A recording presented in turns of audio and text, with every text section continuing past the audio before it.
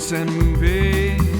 Sit ahead. Don't ask her late, 'cause she'll say, I haven't seen it. Welcome to the Haven't Seen It podcast. This is a podcast where we bring people on the show and we get them really drunk and they tell them about a movie that I've never seen before. I'm Alenka Zach. And I'm Will. Meow. Will, I totally missed the intro if it was late. Sorry, but you're always late to recording, so that's payback. That's true. That's very much true. I'm always flying by the seat of my pants on these Guys, recordings. Will has a job and actually works spare. during the week, so he's unfortunately usually late. He's a big grown-up. I don't want to be anymore. Tough titties, sorry. But I will acknowledge I'm very privileged to still be working. Speaking of working we've got a special guest on tonight. We've got a very talented drag king, drag queen, self-described drag Qing. And science communicator. They're wonderful drag performer that does actually merge science in their performances. So I'm really excited to have them on. Welcome, Big Mike. Thank you so much. I'm so happy to be here and bringing you absolutely nothing related to science communication or drag. Yes! That is just fine. Yay! This is where we get to see behind the luckily, performer. Yeah, and this happens to be like my third interest. Mm-hmm. This movie? Today. No. Yeah. Yes. Basically. What? It's funny though. It's funny because that you say that you're a drag queen, because while watching this, I was like, oh, Michael could do both these main characters. We could do like half and half, both of these main characters. Wow, you really see me, Will. That's my drag style to a T, especially like during quarantine. That's kind of when I went from king to queen, because I realized, okay, I could play all of these roles, and with that magic of editing, I am just every character. So that's exactly what I've been doing, and I started doing a bunch of queen drag. Ooh. Yeah. It's been great. Despite, the existential crushing weight of a global pandemic. Well, yeah, other than that, we're thriving from it, relatively so. Us as individuals are coming up to new levels and we're fine. All right. Everyone is aggressively fine. We're so fine. All the time. I think in lieu of that, you're gonna have to, for promotional content, you're gonna have to do drag for both the main characters then for us, and that's a demand. Sorry. That sounds great. I am willing to accept that challenge. Actually, the listeners can't see, but I'm wearing a stunning 80s style blue jacket. Yeah, it looks like a ski jacket. Pads. Yes. It's like adjacent. Yeah, ski jacket adjacent for sure. And I'm doing this in honor of our film of the week because, Alenka, you must know about Heather's. The fashion is iconic. Okay. And extremely 80s, despite the fact this being like the last year of the 80s, technically. It was like filmed 1989. So it was hype. They were like, despite remember all that, those trends. I guess the 80s like peaked at the end. Yeah, they were like, remember that? Let's just bump the shoulder pad level up to like 1 million. Yes. I'm so excited. Only shoulder pads. Well, yeah, there's a lot of shoulder pads. And the colors. Everybody's just heads with shoulder pads. Oh yeah, this is a colorful film. Very colorful. Both Very in colorful. style and just like content. There is it's all over the place. Okay. I'm so interested to find out about this movie because literally when Will asked me if I had seen this movie, the only thing I think I responded with is like I go on Pinterest and on occasion GIFs or GIFs or whatever the fuck they're called will pop up. And I remember seeing a sassy one with Winona Ryder and I was just like, Yeah, is that the one where somebody asked Winona Ryder if she's been through hell or something, and she says yes, and he was like, I don't know, and I was like, well, no, I haven't seen the movie. So, I think, actually, yeah, that is Heather's. I knew, and I don't know how I got into this is- Pinterest loop, but like somehow I ended up looking at a bunch of Heather's gifs, so I can't wait.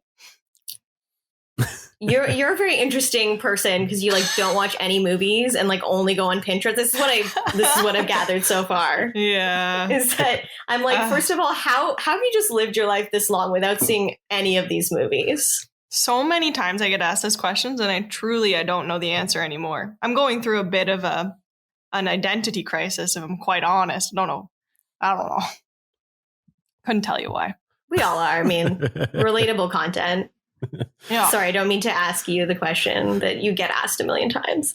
No, it's fine. It's fine. And usually I say it's because I was raised Catholic and my parents are European, and they don't know how to raise a child, but we don't know.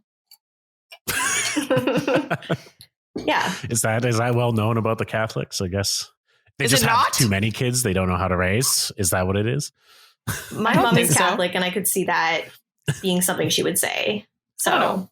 But there's too many kids. I could see that being a thing. I don't know. I feel like there's a lot of shame in Or is that Catholicism. Irish Catholic is too many Probably kids?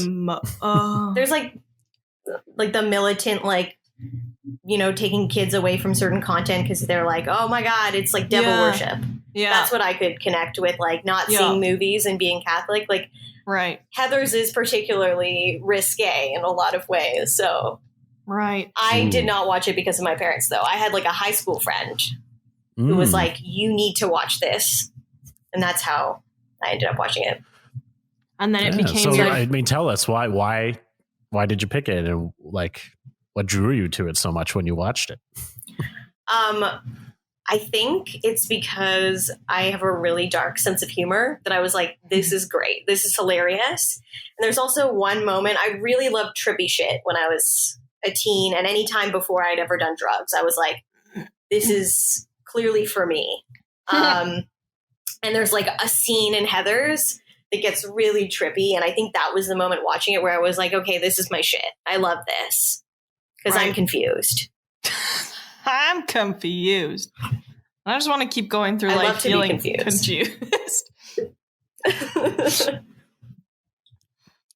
Yeah, I like how you make it like not that the movie's that confusing, but a lot happens, and the tones are like confusing.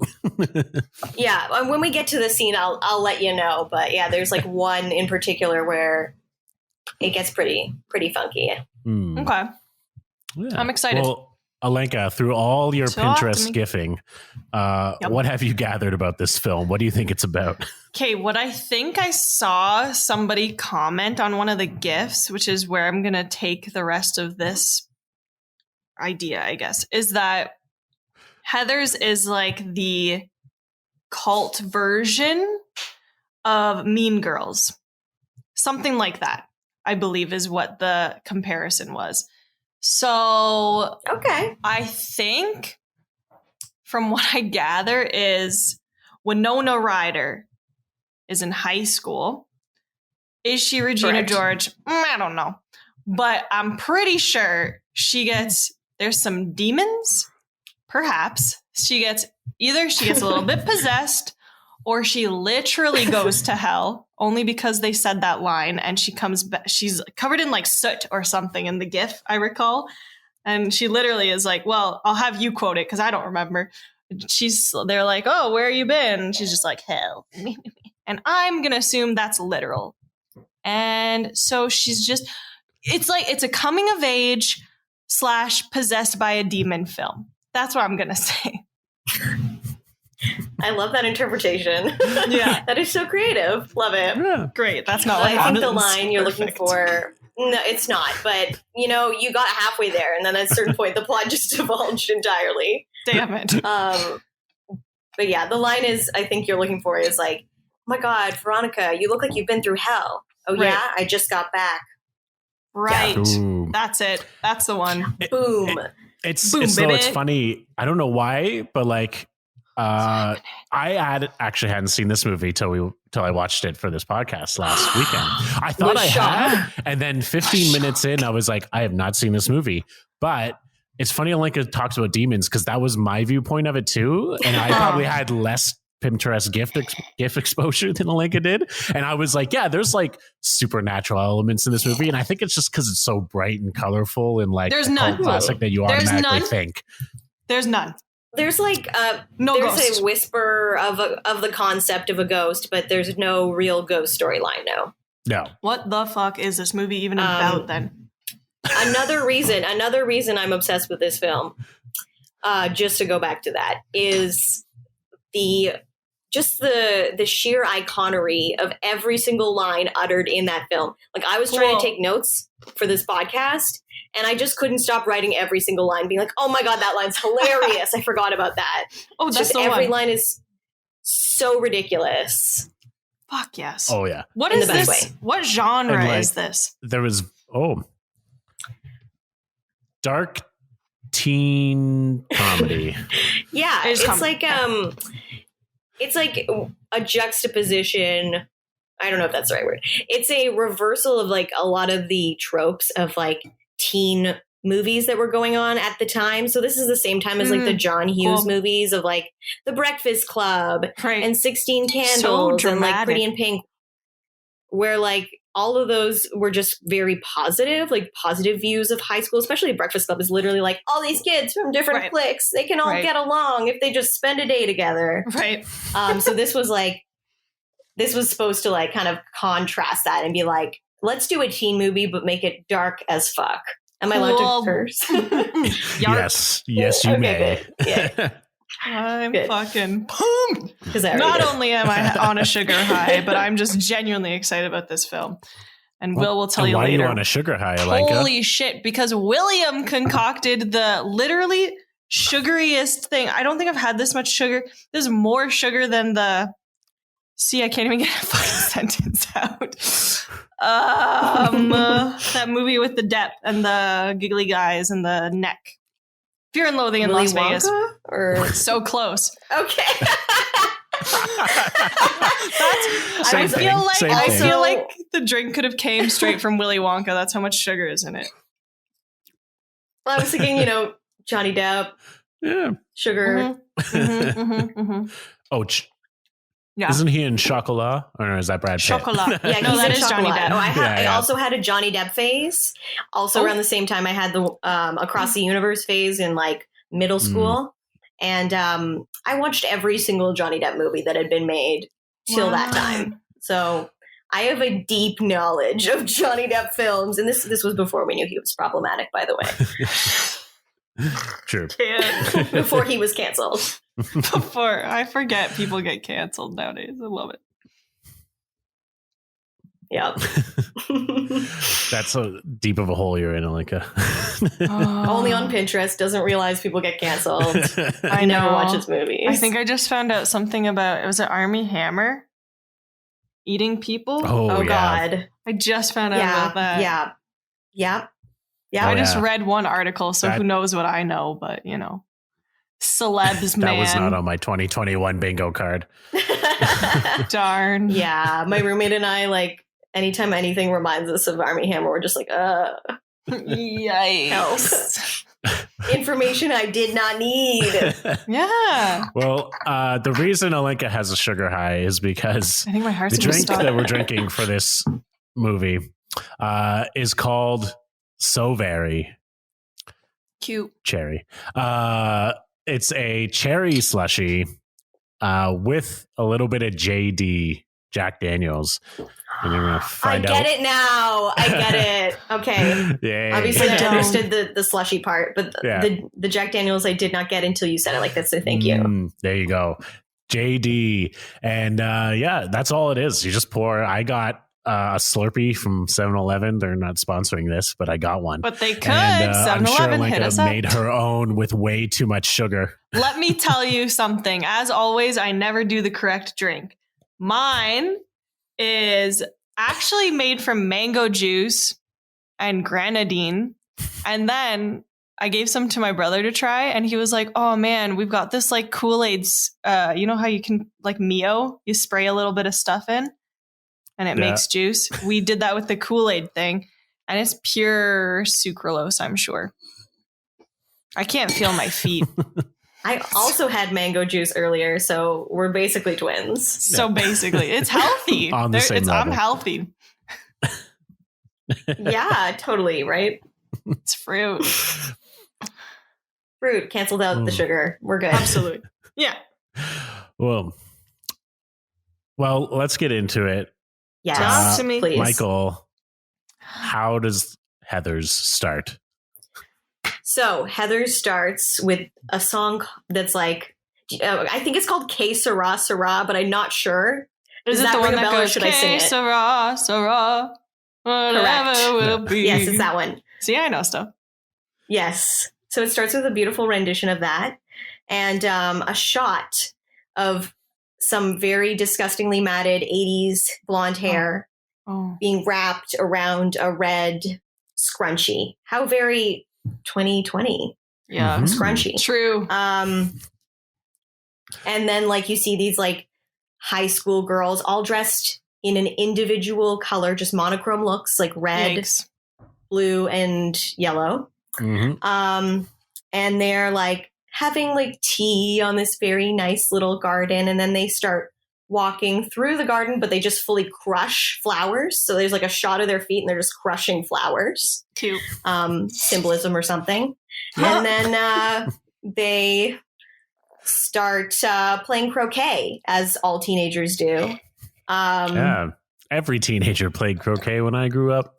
Exactly. Well, I don't even did. know how to play it. What Shut are the up. rules? Did Are you kidding?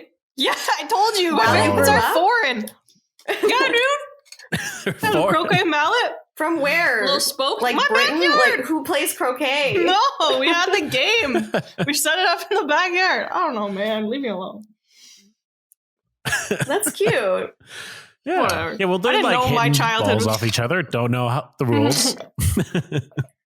I've played it every time I've gone to the Gatsby Garden Party, Spadina Museum. Also not sponsored, but you know they could. They could. Hit us up, Gatsby. Hit us up. Hit us up. And every time they had to explain the rules to me, and every time I would forget. So I can't tell you how to play croquet.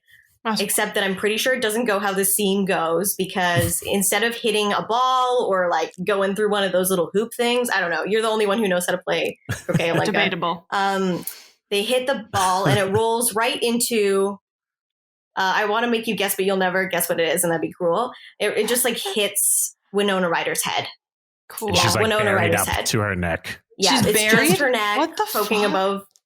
It's unclear, but her head is like coming out of the grass. Right. Like Scream Yeah. Queens. And yeah, like Scream Queens, but like, 20 years earlier. Right. Or more. Yeah. Yeah. And she's like, "Dear Diary."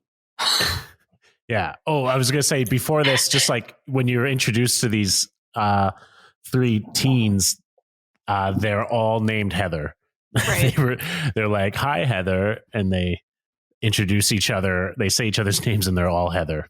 So that's This the is what I main thing. figured. They Yeah. probably have some like iconic lines, like whatever they're saying to each other is hilarious. I didn't write it down, so it wasn't that hilarious, but it was still hilarious. Yeah. Good.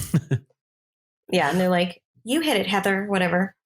And then they hit the croquet mallet, and then it hits against Veronica's head. Veronica is Winona Ryder's character's name. We just don't know that yet, but I just know. So it hits Winona's head, and she's like, "Dear Diary," and then it just goes right into her like angrily writing in her journal. This is so fun. I think that's what it goes into at least. She's like on stairs and she Yeah, wears on a the monocle school steps. when she writes in her journle and like really furiously writes. She's What like, is she "Dear wearing?" Diary." Oh wait. Something amazing, like just like a big shoulder pad jacket, and like a skirt, that kind of thing. Okay. I don't think it's a Much more specific muted color. than the others. Much Yeah, more I think muted than she's like- Heather's. She's like in like a black and white pattern one at this point, I think, but Mhm. not in like the primary colors like the other girls. So she starts writing in the journal, and we get her voiceover, which is basically how the movie isn't narrated. It's all narrated through her journal entries. Okay.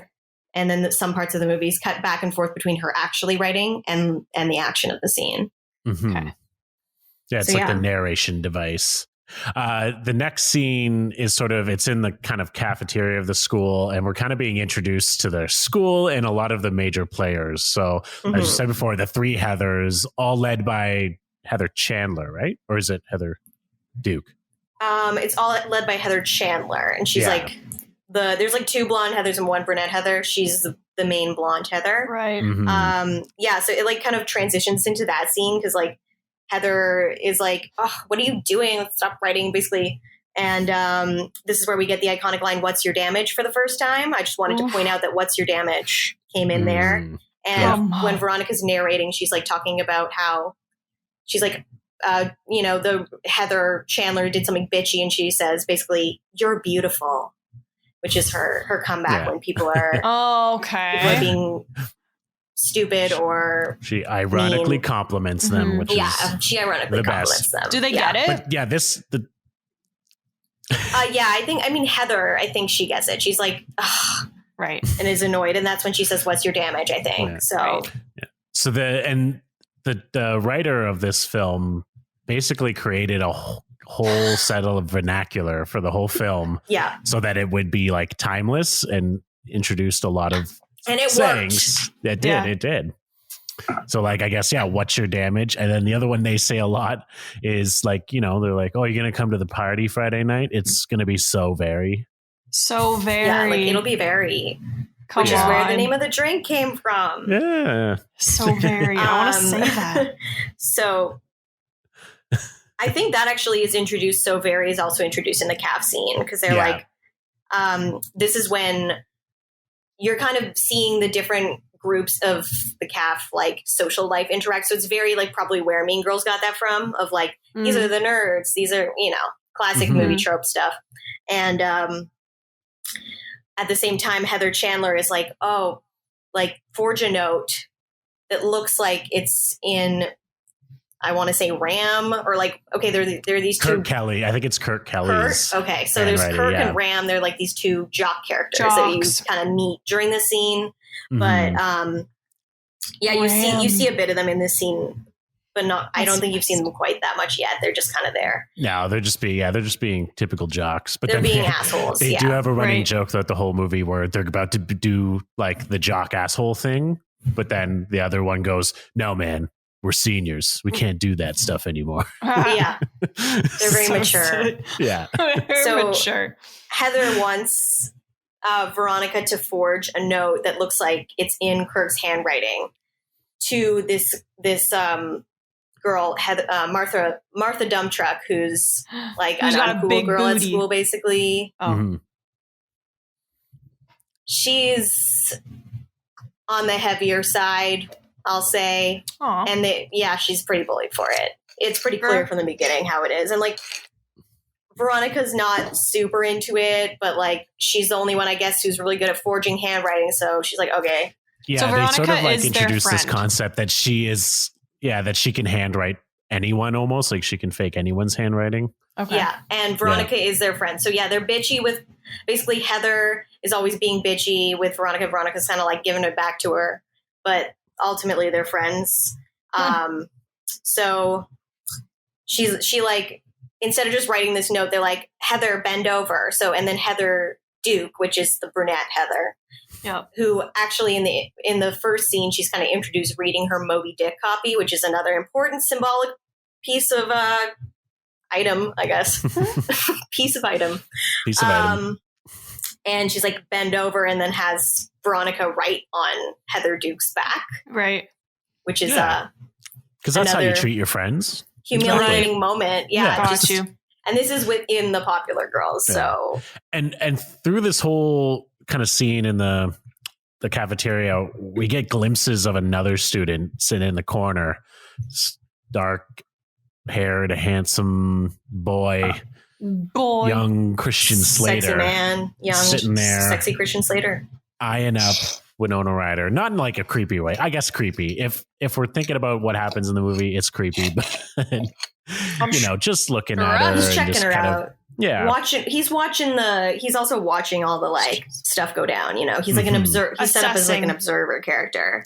Okay. Yeah, and we get like little scenes with the high school jocks. Like they're like, I want to put my Heather on my Johnson and spin her like a goddamn pinwheel. Yikes! Yikes! Oh, yeah. I don't like that. Yeah. Okay, I got the Christian another classic insult. You're such a pillowcase. That's another classic insult that is said during the scene. And I'll spew burrito chunks, which is just so graphic. That's also just accurate. Anytime you eat a burrito. Yeah, it is accurate of burritos. Close. Yeah. On the upchuck. And you also meet a character called Betty Finn, who's like a nerd. But it's clear that she and Veronica used to be friends because she shows these pictures to Veronica of them as like kids together. And Veronica's like, oh, that's cute. And then like basically she's pulled away by Heather. Like, don't talk to them kind of thing. Yeah. What is her perspective? Yeah. Like, what's her point of view on where she's at in life?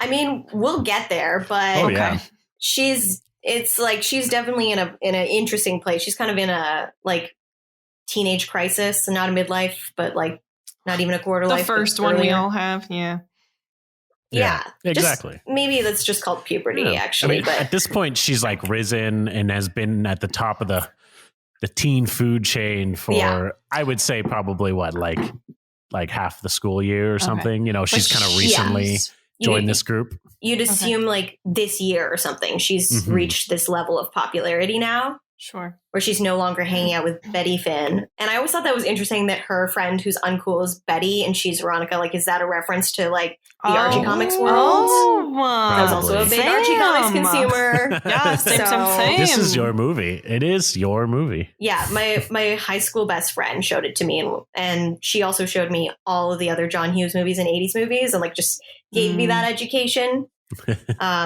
So yeah, it's dear to my heart. Way better than a high school education, for sure. Yeah, obviously. This is shit I remember. Yeah, exactly. It's true. And actually revisit, useful knowledge, pop culture. Fuck you, math. So yeah, they're running this like poll, basically. The cool girls have this thing. It's kind of implied that they have this thing where like at lunch, maybe on a certain day or something, they run a poll where they go to like their friends, basically it seems they don't go to everyone. They only go to the cool people and they get their opinion on a weird question that like Heather has made up. Heather being Heather Chandler, like the leader. Right. So there's this week is like you go in this like game show and you win money. You win like $1 million, but then aliens show up and they're going to blow up the world in 2 days. How do you spend it? Cute. So like the preps are like, one of them's like, oh, I give it to my dad because like he's rich, like you know how to spend it. And Fair. And then one girl is like, I give it to the homeless. And Veronica's like, you're beautiful. Oh. And another guy's all like, well, if you're considering after taxes and everything you're going to owe afterwards, it's probably not going to be. And it just kind of cuts him off. But yeah. That guy who always has to talk about the logistics of actually winning the lottery. Right. We don't care. We don't care what you have to say. It's $1 million or nothing. Yeah. And then you get like Veronica's kind of perspective that you were asking about earlier, Lenka, because she's like, well, can we like ask someone else these questions? Like we always ask the same people the question. And that's when we get the iconic line from Heather Chandler, I believe, well, fuck me gently with a chainsaw. Oh, so I'm very glad I can curse on this podcast because we wouldn't have even the movie curses, and I could not say half the shit in the movie. Yeah. And it's really, that's, I think, and you're right, when it talks about it's so different from the John Hughes movies, because even like Mean Girls doesn't curse like this. So watch this movie, this typical teen movie, and suddenly it's like, I mean, I guess American Pie curses, but that's not like the typical teen movie. Movies like this was that's just like a raunchy movie. Yeah, this one is like, oh, you weren't expecting it off the bat. Gotcha. All these explicitives.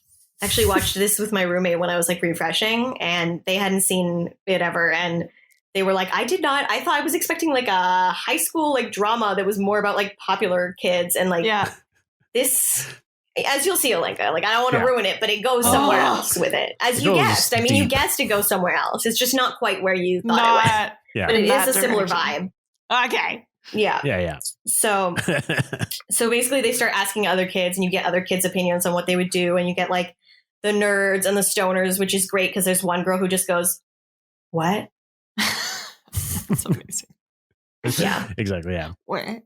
And you realize Mean Girls stole this whole like kind of let's interview the students and they'll have almost interview style, like saying something. And then you realize this movie did that first. True. Right. They were just referencing. Yeah. Because even one stoner girl, I was like, is that the same actress who plays the stoner girl in Mean Girls? True. Yeah. It's very like, I heard she like her hair's insured for like $5 million. Yeah.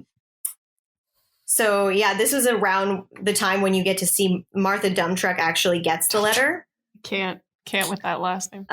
That's what I'm honestly, you saying that made me realize that's probably like a mean name that they gave her. Before that, I literally thought that was her last name. But then you were like, is her ass big? And I was like, oh, fuck, it's a joke about her size. Great. Of course. Oh, yeah. They do say her, I forget what her actual name is. Right. They would say it later. Say it. Yeah. It's, I bet the Wikipedia, it's Dunstock, but they call her Martha Dumbtruck. Girl, you got it. It's fine. There's a musical based on this movie. I don't know if you're aware of that. Maybe from the Pinterest. I don't remember. I'm not a fan of I love musicals. Not really a fan of this musical personally, but I maybe haven't given it a fair shot. To be fair, we'll have to discuss that. Why later, didn't you like it? I've never seen it. I want to know how they adapt it. Well, I was gonna say like I think Martha Dumbtruck is like played by a skinny person. Doesn't fucking make sense. And is like hot and skinny, and is just like I'm just so stupid, bullied for no reason. Dumb. Poor casting. Yeah, we see Martha get the note, and she is like excited kind of because it's from Kurt, who's the hot jock, and she brings it over to him, and then they just like burst out laughing at her, which was the whole point, was like to play this cruel prank on her, and she sort of runs out of the calf crying, and it's not a nice scene, and you're like, even if you didn't think it before, you're like, we hate these people. Yeah, it's fucking cunts. Yeah, and like obviously the Heathers are all laughing really hard. Veronica doesn't look too happy, but all of it's also all of the Heathers. All three. I keep thinking Veronica is also a Heather. And well, it's it's a good you're on the right track if you think that, because like this is literally someone asked her if she's a Heather later. Because she kind of is, like Heather's is like... She's a pink lady. She's a plastic. She's a Heather. Exactly. She's a Heather in that sense. She's not a Heather in her name literally being Heather. Yeah. Because, symbolism. She's different. Because she's got dark hair, but not like the other Heather who has dark hair, but... Even darker. Even darker. Yeah. Dark. Really dark. Dork. Like this film. Really dark. Yeah. So yeah, and this whole scene too with Martha, like it's shot from like outside, so you see it, but you can't hear it. You don't really know what's happening. You can only see it really from the perspective of Heathers and Veronica, who are like kind of far away from them. I hate that so much. So yeah,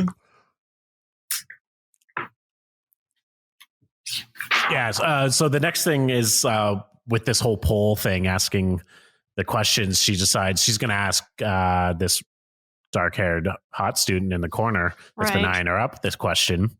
So this is the first introduction of Jason Dean, or JD.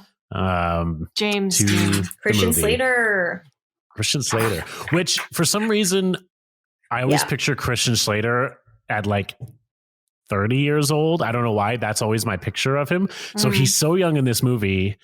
But for some reason, I picture him at like when he's like 30, but in Interview with a Vampire. So I was like, Interview with a Vampire was only like 4 years later. Why does he look so old in that movie? But then I guess something when I look aged back, him. Yeah, makeup. Yeah, the vampire that he witnessed. Yeah, yeah. So Heather's like drool much because she notices like Veronica's looking at Jason Dean, and then when she goes over to him, he asks the question you asked, which is, "Are you a Heather?"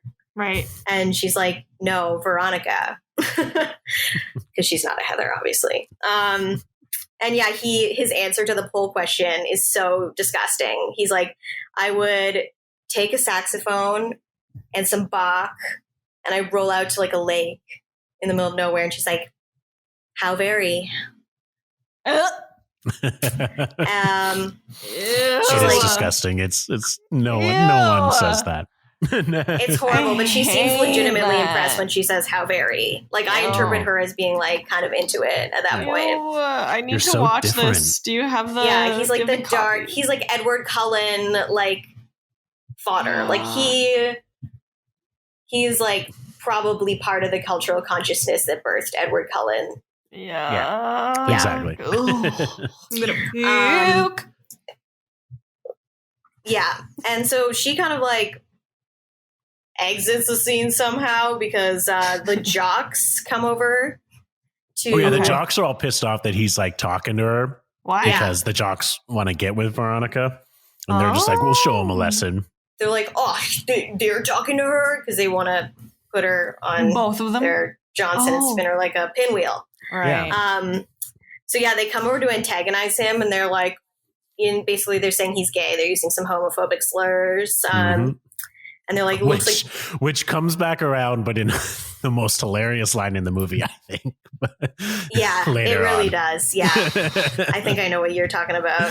Yeah. I'm stressed. And they're like, "Oh, does the school have like what's the school's policy on F slurs?" Which I'm not going to say because that's more of a slur than a curse. Mhm.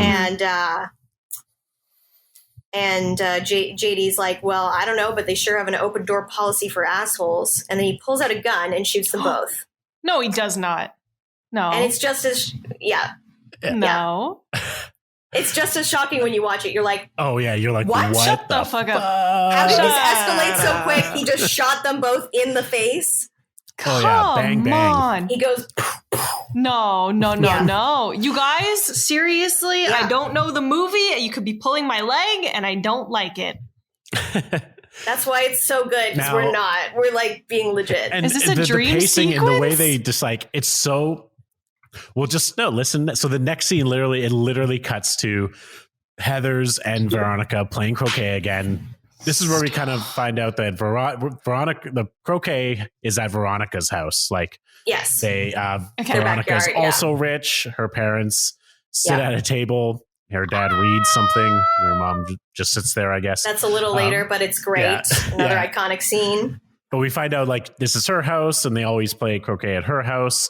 And just by casual conversation, you find out that JD shot them with blanks. There was no bullets in the gun. They're basically like Why? arguing about whether or not he should have been suspended. Yeah. They're like, He "You didn't should get have been suspended suspended." for that." And then that's when Veronica's like, "No, why? It was blanks. All he did was ruin a pair of trousers. If he even did that, can you bleach out urine stains?" True. So, and then I think that's when one of the Heathers, probably Chandler, because it usually is, isn't it? It's she's the like- US. You don't get suspended for bringing a gun to school. In the 80s too. Like this is Yeah. before school shooters were like I actually also watched it like virtually with my best friend who's like also a master's in criminology and like knows all this shit about like school shootings and was like, this movie was before the major school shooting that happened and kind of like Wow. weirdly inspired it possibly. Anyway, Yeah, because there's this whole like trench coat mafia type shit about school shooting, and JD wears a trench coat like the Come whole on. movie. He's kind of like the archetype for a school shooter. What the quote fuck? unquote. That's Yeah, fucking it's very that. weird. Yeah. Very. But anyway, one of the Heathers is like in response to Veronica being like, that they shouldn't expel him. It was blanks. She's like, "Did you have a brain tumor for breakfast?" Which is another iconic line. Doctor. So angry about it. It's so good. Okay, so Well, yeah, it's just bang, bang, bang, iconic line after iconic it's line. ridiculously fast paced how iconic all the lines are. Mhm. I'm gonna need to And watch then this. that's when we kind of we get introduced to Veronica's parents, I believe, right? Yeah, pretty much. And we also learned that like earlier, there's this kegger party that like Veronica's going to, and like a university or college. yeah, like a frat party or some shit like that. Yeah. And it's not a kegger. I was getting confused because like the iconic line that comes from this is like, if you blow it this night, it's keggers with kids till Christmas. So like basically you can't hang out with college boys. Got you. That's what her mom says to her? Then we got the lunch with the parents. Oh, no. Okay. Yeah. We have lunch with the parents. And oh, no. Yeah. So the lunch with the parents comes after. Oh, does it? After the party? Well, it's after they set up the party. And then they're like, oh, okay. Yeah. The, like that bit of dialogue that I was talking about. Yeah. Mm-hmm. Yeah. And then, sorry, I'm like obsessed with the dialogue. So I have to know when the iconic lines happened. Yeah.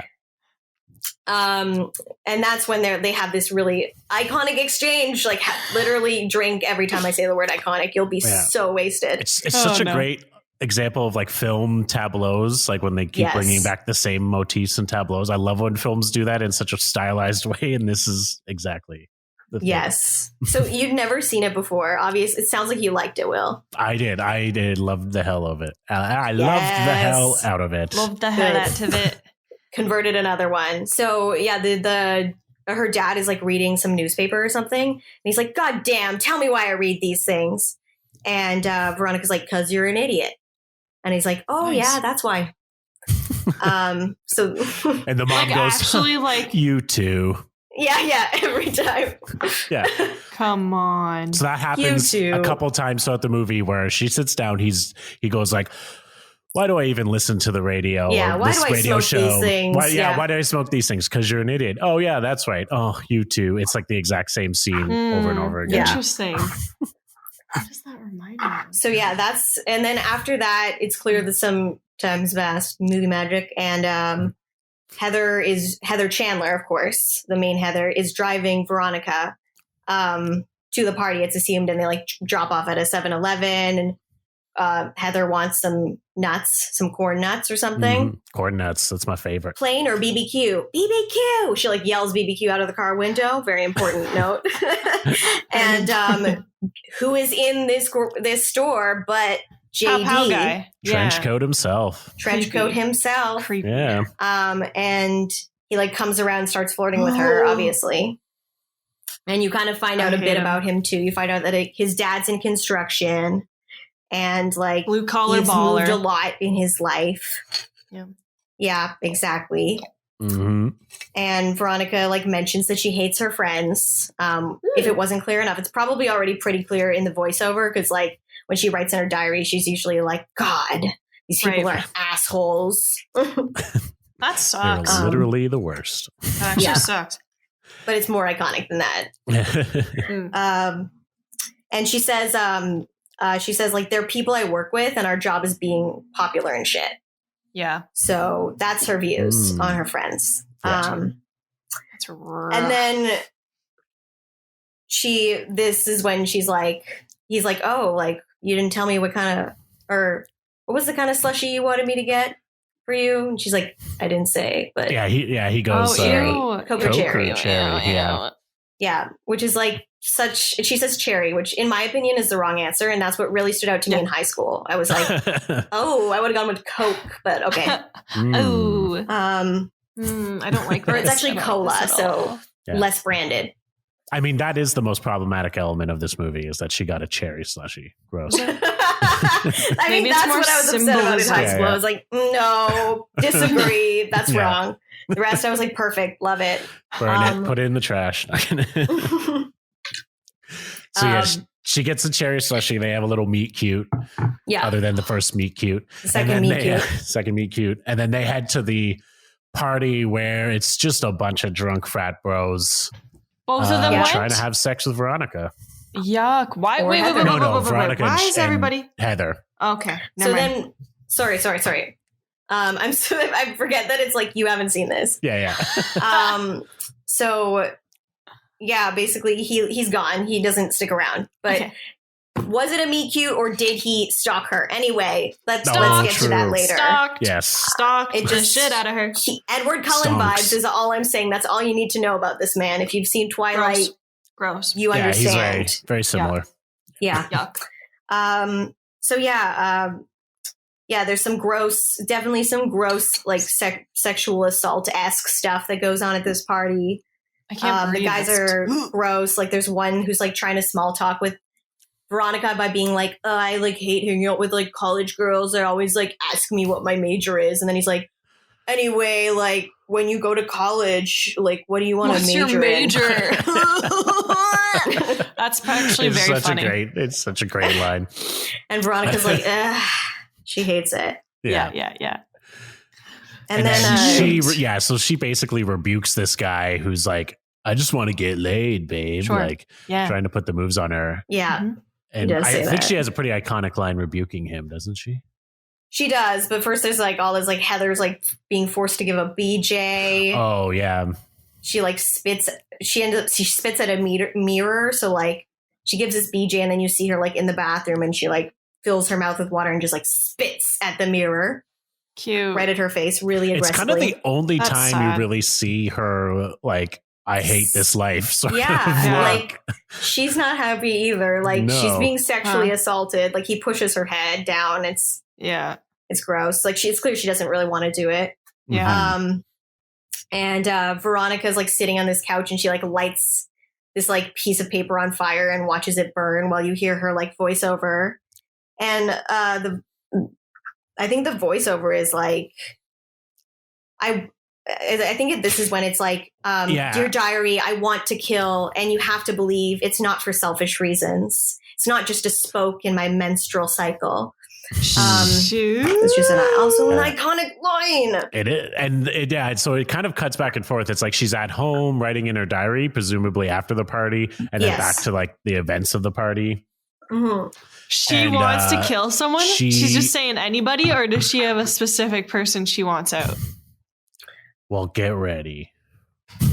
Yeah, I mean, it pretty much divulges, like into her slandering Heather. So there's like not a direct link, but she basically says like, it's a good ass film, right? Mm-hmm. Okay, you're not seeing it, but when you watch it, you're gonna be like, this is just as good as they said it was. Shit. I'm so excited. So she's like lighting this paper on fire, right? And then she just like throws it. It starts, getting a bit too big. Like the fire just kind of goes up and she's like, shit. And she like throws it out the window and then you see it like lands in like a trash can. And then it just goes up in flames. So there's just this trash can on fire. Fun. Is it relevant to the plot? I thought it would be. I thought there might be a fire later, but there's no fire later. It just happens for symbolism, okay? It's all symbols, all metaphors. All Holy metaphors, shit, all symbols. I'm excited. Do I know what they all mean? No, I haven't watched YouTube analysis yet, but I have some theories. Right. Everything's just Heather, and then they're burning Heather. Yeah, so basically then this guy's like trying to have sex with her, and she's like, okay, I have a speech I have prepared for when my suitor wants a little more than I'm willing to give him. Dear blank, I had a really great time tonight, and he's like, save your speech or something. Like, he's like, I just want to get laid. And then she's like, you don't deserve my speech. And because he's trying to have sex with her and she's like, I feel sick. Like, I don't feel well. And he's like, come on. So she leaves. And you see her find Heather in the hallway. And she's like, I want to go. I don't feel good. Like, I feel really sick. And Heather's basically like, no, you're not going. Fuck that. Yeah. And like the other guys are saying you're like, basically it's just like, you're not having sex with them. Why? Like, basically. Yeah, he wanted to have a good time or whatever. Jeez, she shames her for like not being like as, assaulted as her or something, like not going through that shitty thing that she went through. Right. Yeah. And then Veronica pukes on her shoes because, like she said, she wasn't feeling well. Right. And she's you possessed. gotta cut to them outside the house. Maybe this is when the possession happened. She's like outside the house where the party's happening now, and like behind them is the trash can on fire. Yeah. So this is where it comes in. Honestly, I feel like it's a metaphor, but also a really great way for them to just like change the lighting tones so that there's that True. orange firelight, because it Yeah. really is a very striking, colorful scene. Fuck, I'm so Yes, excited yes, to watch yes. this. And I think I just remembered that like she doesn't just light a piece of paper and it grows. It's like she lights it, puts it in a cup, and then it grows even bigger. And then she throws the cup up. Anyway, That's that doesn't funny. matter. But I guess symbolism, because it grows bigger and bigger or whatever. Mm. It's one of those like, yeah, it's like a And comedy it's in moment. a cup. It's in a cup, which will. It's True, important. that's There's a somewhat- cup that's coming up. Cups Okay. can play roles. Yeah. And so they're fighting. Basically, they're outside in the alley or whatever fighting. And you kind of find out that Heather has like brought Veronica up so societally, you know, she was once Sure. really unpopular. And Heather's like, I made you everything. Like, I gave you everything. I made you who you are, basically. And I got paid in puke. And Veronica's like, lick it up, baby. Lick it up. What? Oh, I'm Just so iconic lines. singer. fucking ready for this movie. What? I just kept thinking she's gonna So, yeah, then- get stepped on, and then she comes back with a whoop, and I'm shook it. Don't like it. Oh no, there's always a comeback. Like Veronica's very sassy and we love it. Okay. And it like cuts to her like writing in her journal, which is where we see her throughout this scene. Mhm. But now she's like, clearly this is now where we are in time. Like this was after the party, and now she's writing in her journal and calling her friends Diet Cokeheads, which I also thought was funny enough to write down. Funny. So Diet Cokeheads. Oh I yeah, like Diet it. Coke heads. Yeah. And then while she's in her bedroom, like writing, guess who pops through her window? No. Guess who? No. Dawson's Creek style. Guess who? Just happened to run into her Shady. at the grocery store. Yeah, sure. Hey, Yeah, you're not not grocery out store, your corner store, window. but- Just stumbled into your So I house. was just Somehow. wandering by and bam, window. Bam, bam. Ew. So I just fell in.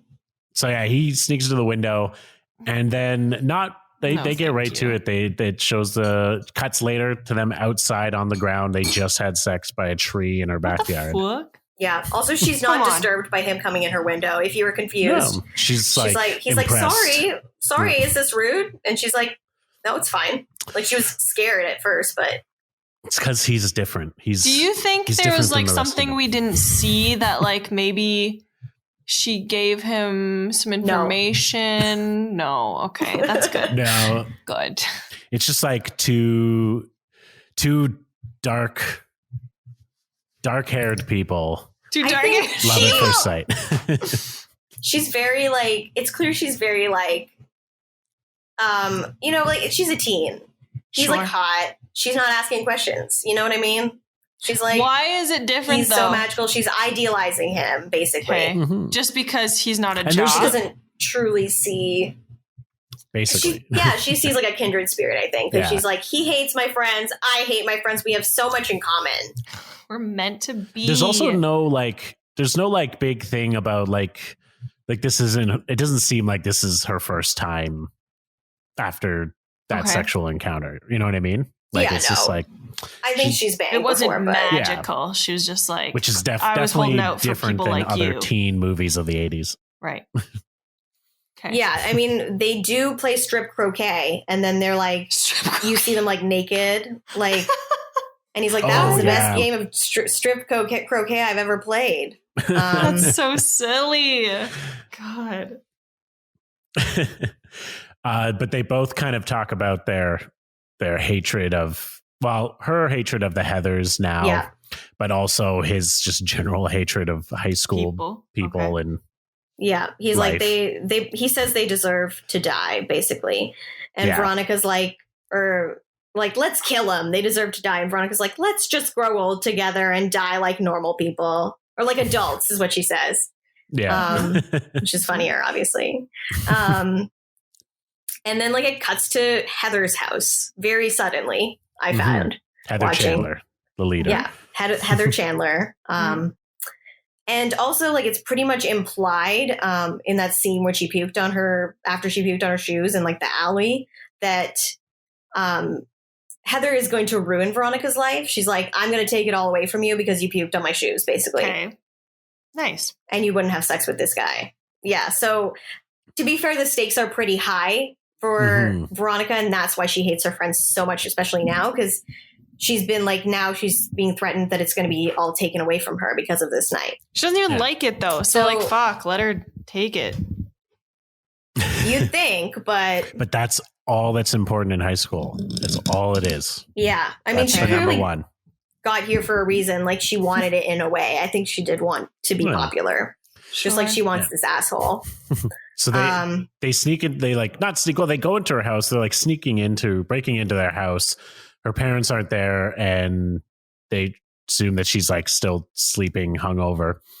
And she's like, oh, I know what I'll do. Like, I'm going to daytime or nighttime? concoct her. Morning. It's morning. Yeah, this is morning. Okay. They're clothed also. They're not naked anymore. Yeah, they're no longer naked. They got dressed. Yeah. This isn't Hereditary anymore, but and did you get no one's okay. They get like milk and orange juice. She gets milk and orange juice to like make her sick. Yeah, they're basically like trying to throw a prank on her or something. Ew. So they're like, what, maybe we can hork up a phlegm globber, and they're both trying to like hork up a phlegm globber, and neither of them have enough phlegm, I guess. So they're like, fuck it. And JD is like, what about this? And he pulls out hull cleaner. And Veronica's like, don't be a dick. That stuff will kill her. Like, don't be a jerk. And then she turns around and she starts like finding OJ and milk, and he pours the hull cleaner into a white mug, and he puts like a little lid on it. And then she pours the OJ and the milk into another identical mug and puts an identical lid on it too. And then they start like making out.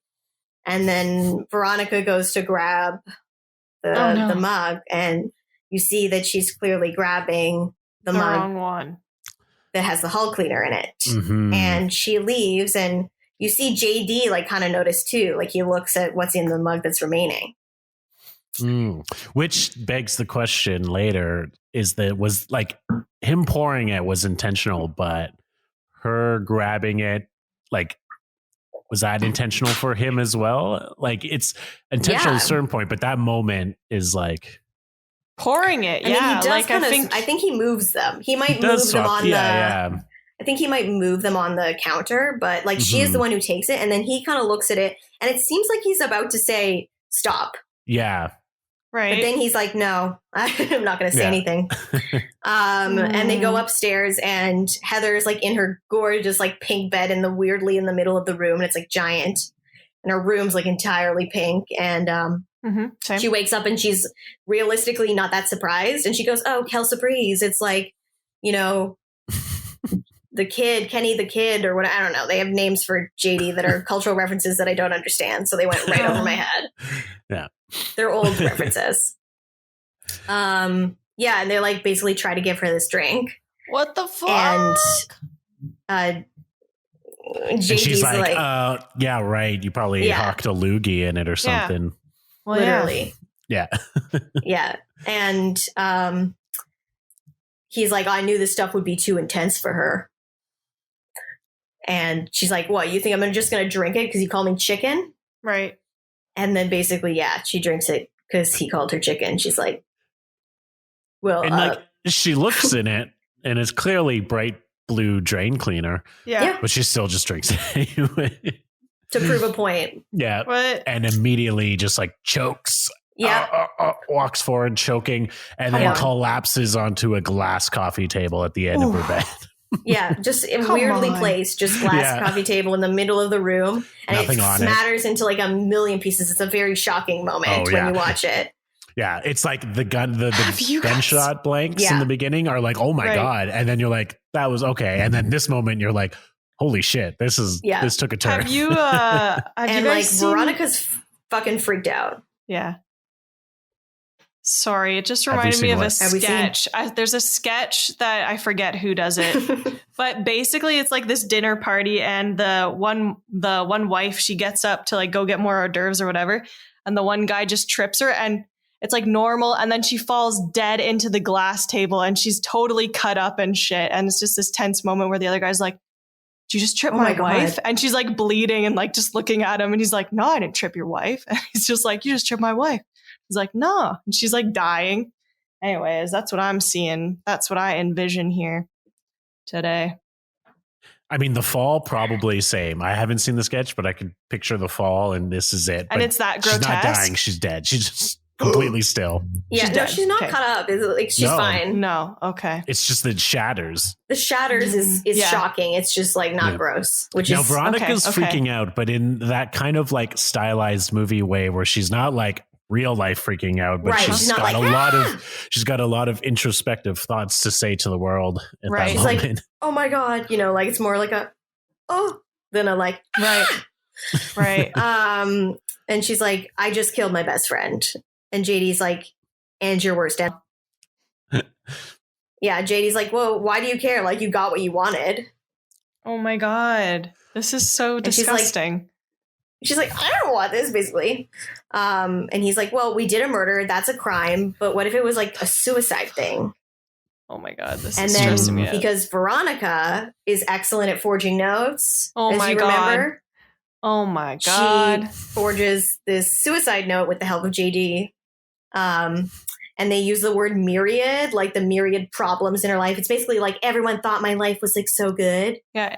but like underneath was like a myriad of problems. Uh-huh. Yeah. And And then it was funny because JD says that, and then as she's writing, she's like, she would never use the word myriad, and she's like, this is her suicide note. Why wouldn't she? It was like, because she failed the English test because she couldn't spell that word. It's like, well, Oof. that's it. That's her great struggle. yeah, She'll myriad use is a the word in badge this for her suicide. failures at school. Yeah. Oh Yeah. my God. And And so Veronica's they- like, oh, have you done this before? True. He doesn't Maybe. answer, but he just keeps No. writing. Ew. yeah. So we get that, and then there's like it cuts to this like staff meeting of the school. Yeah, and it's one of the first lines in the staff meeting is the English teacher's like, "Well, I am quite impressed with her use of the word myriad." Yeah, Come on. And like the principal's like Oh impressed. my He's like, God. "Oh, this isn't a usual suicide. Like she was popular. Maybe we should get like a day off, you know?"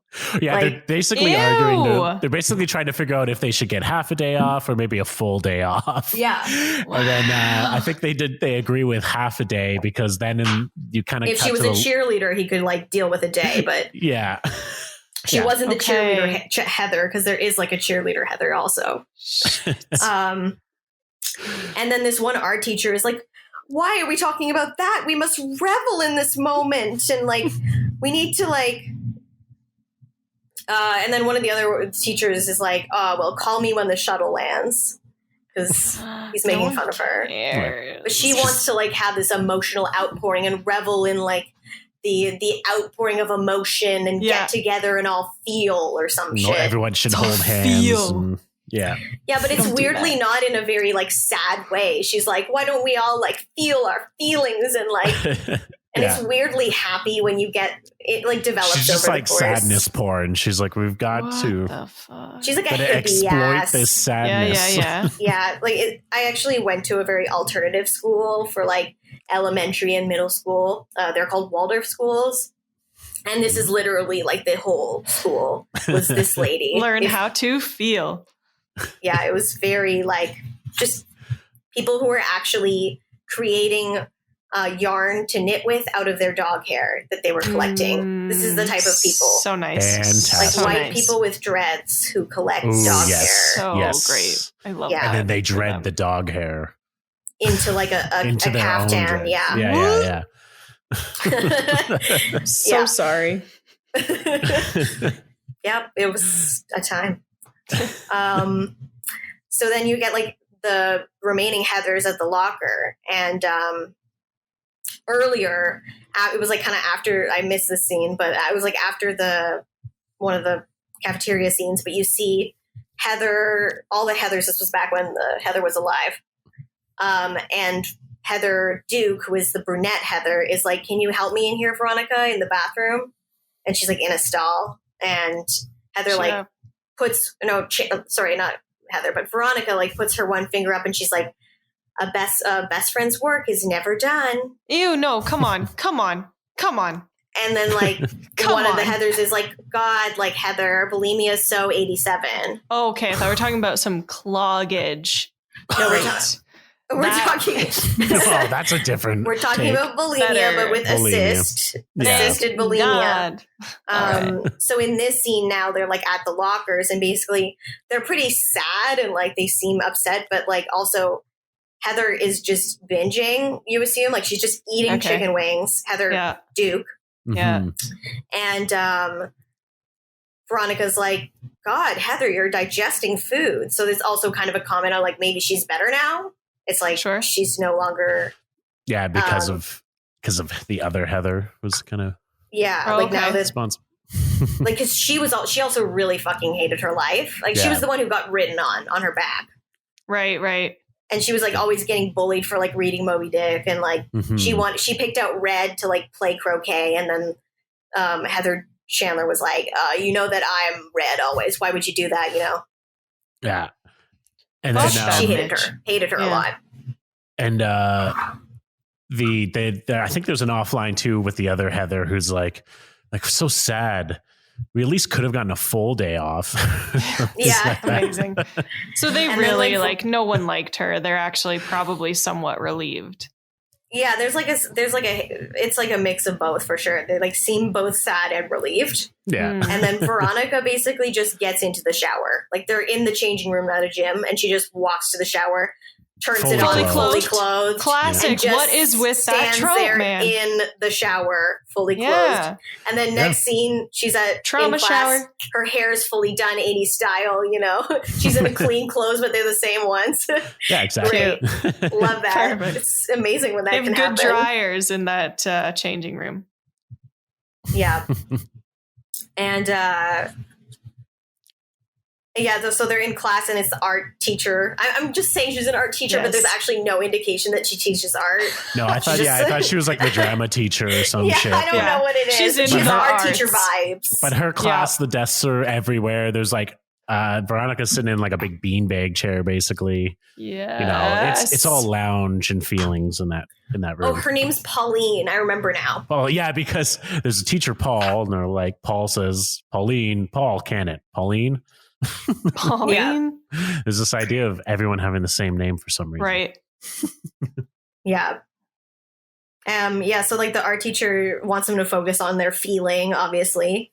And this one, they're like each sharing like stories about, I don't know, how she affected them. And this guy's like, I went on a date with her, and like she dumped me and said it was because I was boring. But now I realize I'm not boring. She was just dissatisfied with her life. And Veronica starts laughing, and then she like has to pretend she's crying because everyone like turns and looks at her. Oh yeah. And everyone's being like interviewed later by television stations about the suicide. Also, side note and important, I think we missed was that the Heather Chandler had the red scrunchie, and okay. They find that red scrunchie, and so they give it. Did we miss it, or did I miss it?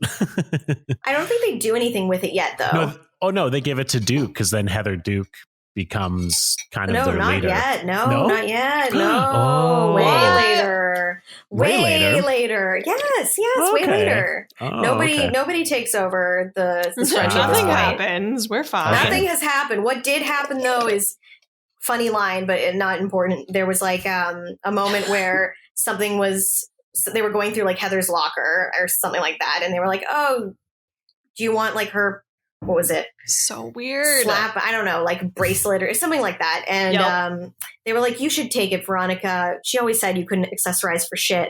Yeah. Yikes. That's a good one. Yeah, they're at Jason's house now. Like Veronica and Jason, or Jason Dean, JD. Yep. They're at JD's house, and they're like watching news report where we have like Heather Duke being interviewed, and like all these other like people from like, I think Betty Finn was the like unpopular girl. She's like being interviewed, and she's like, "Oh, you know, all these like lovely memories, blah blah blah." And Veronica's watching it, heckling, being like, "Hey, she hated you, you hated her." Yeah, like what the fuck? And and they both kind of remarked that like Heather's more popular now than ever because everyone's like, wow, she was actually deep. Like I always thought she was a bitch, but she was just sad, you know? Right. Mm-hmm. Yeah. Oh no. And then we get JD's dad. We meet JD's dad. So his dad. So good. So the one thing about all the characters in this movie, it seems they're all like rich, basically. They're all from wealthy families. So JD's dad is like in the demolition industry. Sorry, what'd you say? Blue collar baller. Yeah, he's a blue collar baller. Yeah, pretty much. Yeah. I don't actually know how he got so rich, but because he's fucking blue collar baller. What don't you understand? Yeah, true. I mean, how could you be a baller and not be rich? Like it's in the job description. Yeah. But yeah, they're all, it's like just, I guess the trope of like the 80s where like there was not a movie about a non-rich person, I guess, or I guess, high school movies, like everyone just kind of friggin' rich because 80s and like it was just easier to film at your fellow Hollywood people's houses. That's why. True. You didn't have to film in shitty apartments. But yeah, they have a really interesting dynamic I guess like there's probably a comment here, something about like having parents, you know, like parents are all in the film, the parents are all pretty useless. Yeah. And they kind of act like the children, I guess, in a lot of ways. And the children are like teens or whatever, who are played by adults, obviously. They take on kind of a parenting role in some aspects, which is kind of apparent in the weird exchanges with like, why do I smoke these things? Because you're an idiot or whatever. But they're especially apparent here because JD literally calls his dad son and his dad calls him dad. What? So the dad will come in and be like, hey, dad. But they'll talk. What they'll do is they'll basically say what each other should be saying, quote unquote. So the dad walks in, he goes, and then JD goes, well, hey, son. Like, you're home early or something like that. Yeah, how was your day at school or whatever? And that's and then so he's odd. He's like, well, Dad, I forgot to introduce you to my little girlfriend, you know? Yeah.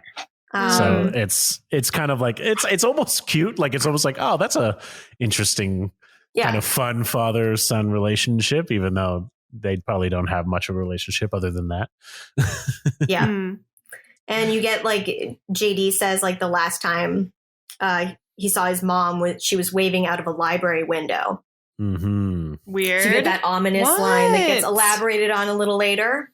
Yeah. What happened?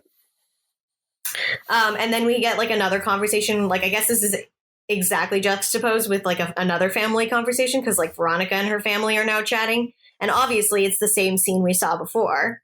But instead it's like, at the end, she's like, oh, got a motor. And it's like, why do I smoke these things? I think might be this one. But she's like, got a motor. I can't be late for the funeral. Because before it was like, can't be late for like the frat party. And now it's like a funeral. Now we're going to the funeral. And it's like literally said in the same tone. Like her parents, like nothing is different, at least with them, ever since, you know, Veronica accidentally murdered Heather. Whoopsie. Whoops. Not bad. Wrong cup. So yeah, then we get the funeral, which is great as well because the priest is hilarious. He's it's so good. He's like, you and your MTV video games. And he later says, you know the name of that righteous dude. Come on. Is he doing it sarcastically or what? JC. I feel like he's trying to be hip with the kids. Yeah. Yikes. And it's just not quite working. It's hip to be square. Yeah. Yep. Yeah. And like you get everyone praying, like standing right by her casket and praying like they're, you know, saying, dear God, you know, watch over her or whatever. But really we get what thoughts. really we hear what they're actually praying for, and they're praying for funny stuff. Yeah. Well, like the jock guy is like, oh God, why'd you have to kill such hot snatch? And he was like, oh God, a joke. God, I'm sorry. Like a kidding, a joke. God, people are so serious these days. And Heather Duke is like, dear God, I prayed for this so many times. Oh my God. Now I finally understand. You knew all along. Thank you so much. What? Praise Jesus. Hallelujah. That's how she ends it. And oh my God. we also get like one of the like nerd guys being like, kind of praying, but then he's like, please, early admittance for Stanford or whatever. Yeah. And then then Veronica comes up and she kind of like says sorry, or I can't remember exactly. Yeah. Veronica's a good one, but I can't exactly remember what it was either. But like, we get outside the Ram and Kirk, right? Right. That's the name of the Kurt. Yeah. So Ram and Kurt, the two like jock guys, Dumb names, are torturing some young boys. The like Some nerd nerds. boys, the nerd Yeah. boys, right? Yeah. They're torturing them and saying homophobic stuff also, like making them say like, I like to suck dicks. Not before though. They say like, say I like to suck dicks, but the nerd guy goes, you like to suck dicks, and then he then hurts him big I like more. to suck big dicks, but then he hurts him and he's like, love him, can't get enough of him. And Heather Duke? No, It's Heather McNamara. Oh, McNamara, that's her name. I'm like, Yeah. what's her name? Ah. So blonde Heather, the like cheerleader one that we don't really see as much of. She's like, Veronica, will you please like double date with me, Ram, and Kurt? And she's like, I don't want to. Like, so she's like, what are your plans for like tonight? And she's like, I don't know, like watch a movie, maybe grieve. Yeah. Watch some TV, maybe grieve. Yeah. So and then she says like, I think she's just like, she goes like, fine, I'll come with you, but as long as they don't just take us to some field and watch them tip cows. And then they cut to a middle of the night at some field while they try to tip a cow. Exactly. I hated that. I always fucking hated hearing about that. Did you go on a date where No. the guys tipped cows? Okay. No, come on. I didn't date until I was like 18 because, raised Catholic. But I just fucking hated that concept. I went to a high school that was literally across from like a cow field. So wow.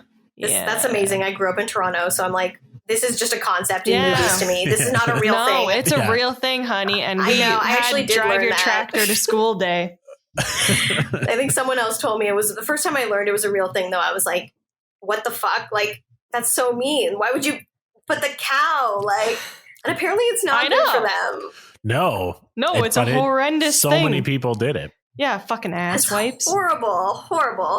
I wish I never knew that. I just thought it was a thing that happened in Heather's for shits and gigs. But yeah, forgot to mention that JD sees the bullying happen with Ram and Kirk. Okay. He like kind of drives by on his motorcycle looking hot. Yeah. Oh yeah, he's like, and he's like cool watching on a motorcycle. Does he even go to the school? Like, is he just around? He didn't go here. Yeah, exactly.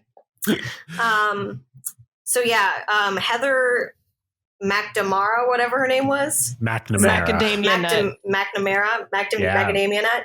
She's having sex. It doesn't look good though. Yeah, it's very violent, but like, I think that's like one of those obviously consent like lines also sad, weird. Not even satirical, but just like, that's how it is. The guy just goes to town and she just has to lay there. So she's kind of like, because like Veronica's making, not really concerned. Yeah. Sure. And Veronica's just standing there looking around, and then like the other guy, whichever one it is, I don't know the difference between them. Doesn't matter. I think Kurt. Doesn't matter. Yeah. He's like, trying to woo her or whatever, but he's really drunk, basically. And then guess who's there in the distance? Come Can you on. guess? On his big old hog. JD, the Save biker me. guy. Yeah. So he's basically like, what is this shit? And then because are they an item? They're a thing. They're like a thing together in their own little world. Kind of like they banged and like and they killed definitely someone like each together. other. Isn't They that killed someone enough? together. Right.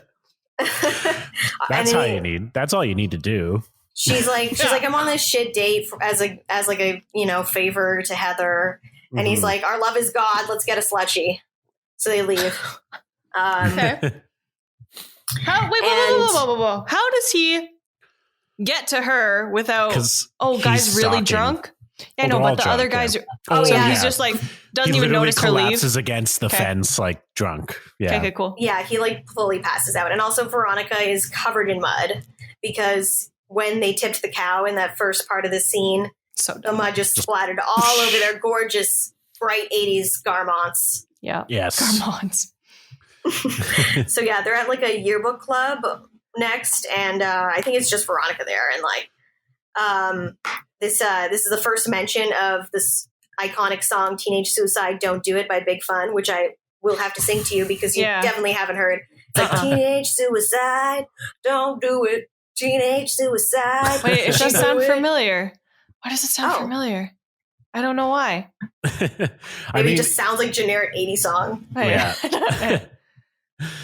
Yeah, and people are wearing like Big Fun t-shirts. Like this is the part of the movie where they start like satirizing like teenage suicide Culture, and yeah, culture like, around like Cute. It like the culture around the movies, like clearly reacting to this like suicide that I guess became big news because she was so like hot and popular. Right. Mhm. Yeah. Yeah. But yeah, they're in the yearbook, and I think it's some of the other girls in the classroom are like talking about Veronica. They're like, heard you and Ram had like a sword fight in your mouth or something. Yeah.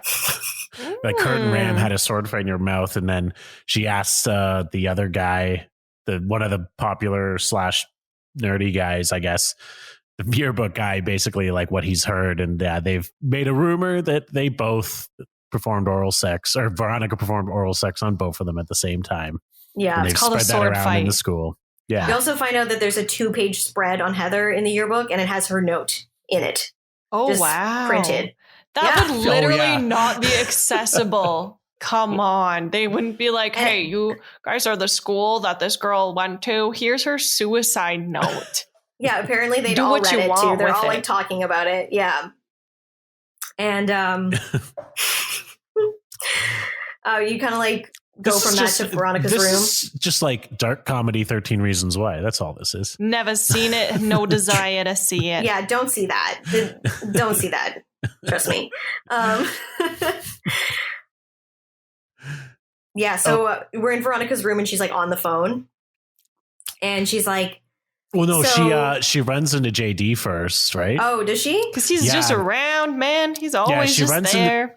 To JD first, and they and she's all like pissed off about all this, and I think he says again like, "Oh, let's kill them," but then it's like a joke almost. Yeah. But then they do cut to her room where she's on the phone with Ram or Kurt Yeah. or one of them. I But don't know. it's- Someone. Yeah, but she's basically like, One of them. Okay. "Oh, like I heard what you were saying. Do you want to maybe meet up and make it happen for real?" Okay. It's always been a fantasy of mine to have 2 guys at once. Yeah. Okay. And like, meet me behind the school in the forest behind the school and bring Kurt or Ram or whatever.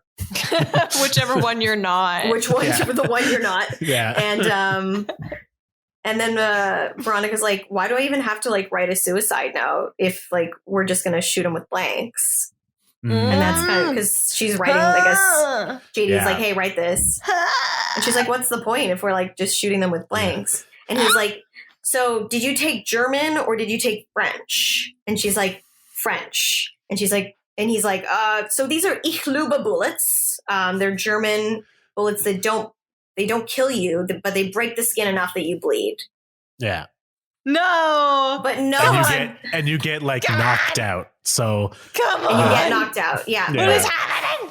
Of note, he first asked her whether she took Come French or on, German, come and then the on, one that come she on, come didn't on. take was the one that he used. I'm like, Yeah. you probably would have said I'm something so French stressed. if Yeah, she'd yeah, taken yeah. German. Ew. You should be stressed at this point. That's exactly how you feel watching it. You're like, wait, Yeah. what the fuck? She's and just then- like, cool, yeah, let's just shoot blanks at these peoples and they're gonna die. Like, even still, they're gonna draw blood and they're gonna pass out. Come on. What's the plan for Yeah. after? I mean, at this point, you have been involved in the murder of someone. I already a think you're- murderer, yes. Yeah. They're already So- murderers, and they discuss this. They're like, well, we're murderers. Yeah. Okay. And you find out also that like the concept of the note is about them being gay, and Okay. that JD has also collected a bunch of gay artifacts for Cool. to Yes. decorate them with, which The main includes one. mascara. Yeah. Sure. There's like a men's like sexy magazine or whatever. Mm-hmm. Mm-hmm. And the main one that you really remember is that he pulls out mineral water. Mineral water. Yeah. Oh, really? I was Yeah. really expecting. No, none of there's that. there's a good line later about the mineral water. But Yeah, and she's like, "Wait, mineral water has come a long way," and he's like, "But this is like Missouri question. I don't remember where it is. It's Missouri. I'm pretty sure it's Missouri. Missouri. Okay, So, no, it's Ohio. It's Ohio. Ohio. He's Yeah, he's like, it's Ohio. If you don't have a brewski in your hand, you're like flaming or something. Yeah. I don't know. Sure. Yeah. So It's true. yeah, It's very true. Ohio's scary. Honestly, scariest fucking place I have ever been walking around at night. And I lived in fucking New York City. Was Columbus, Ohio, close to the university. Rapiest fucking town I've ever been in. Yikes. Scary. I'm serious. That is Anyways, terrifying. back to our movie. Back to another dark as fuck plot. So yeah, we're in the woods now, which is where she told Kurt and Ram to meet her. And they're like, so what do we do? Yeah, How do we do it? Idiots. My dick in your mouth, maybe. And then she's like, stands back. She's like, oh, well, you stand there and you stand there. And then and take off your pants. And we then love a like, dumb well, top. what about your, why aren't you taking your clothes off? And then she goes like, wow, I was maybe hoping you'd rip them off me. Sport. Sport. Yeah. I'd hope you'd rip them off. Yeah. And then basically JD just comes from behind a tree and shoots one of them. Yep. Shoots In the head? Shoots Ram Okay, it's Ram. right in the chest. Okay. And In he the just chest. like immediately starts bleeding and falls down. Yup. And then Kurt obviously runs because nude, And by the way. They're both nude. Yeah. Veronica misses her shot. She like is supposed to shoot. Yeah, Kurt, so and she misses. shoots as well. Yes, but she misses. Okay. So yeah, he runs They're because fucked. He's an alive. athlete. And JD's like, you missed him. And then he's like, I'll get him. And he starts running after him. And it's like a horror movie at this point where yeah, the where music is JD's like, yeah. Come on. The synth kind of playing oh, it's and- all synth, baby. Yeah. It's all 80s all day. Like every day. out Every your day ears. I'm so synthing. good.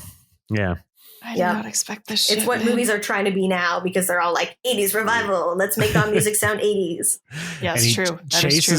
he chases him kind of down, and then they loop back around right to where they were at the beginning. Just were.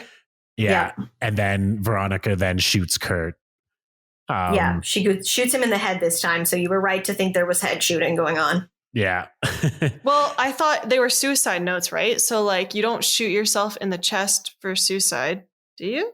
Or I think, was I he shot in the think neck not. maybe? He might have been shot in the neck. Might have been neck, but I think it's more like that they're supposed to shoot each other, right? Yeah, they're So like I a guess you suicide could miss pact. or something. Yeah, it was Yeah. supposed to be like one Okay. shoots the other at the same time. Okay. Yeah. Okay. Weird. And meanwhile, we get some cops. So like, there's police involved somewhat, but they're smoking weed in a car, and they're like, "I thought I heard something. Oh, I definitely thought I heard it that time." And then one of them's like, "Oh, I'll go out. I'll check it out." And then JD and Veronica like run into their car, and they like strip off their clothes and start making out. And he's like, "Oh, all I got is like a couple of kids necking." And the other one's like, "Oh, are they naked?" And he's like, "Don't worry about it though. No, I got everything I need right here." Yeah. Because he's found the variety of homosexual items. Yeah. But the line is basically, he's like, "Oh, looks like a gay suicide pact." He's like, Yeah. "What? No, aren't these guys like the head football players?" And Yeah. that guy pulls out. They He goes like, couldn't possibly but he be. goes, "Mineral water," and they're like, like, Yeah. that's just the number one indicator. Yeah, they're like kind of like, "Oh, I don't believe it," until they see the mineral water, and then they're like, "Okay, Yeah. What yep, the gay as gay can be." Wow. And Friend then- of Dorothy's.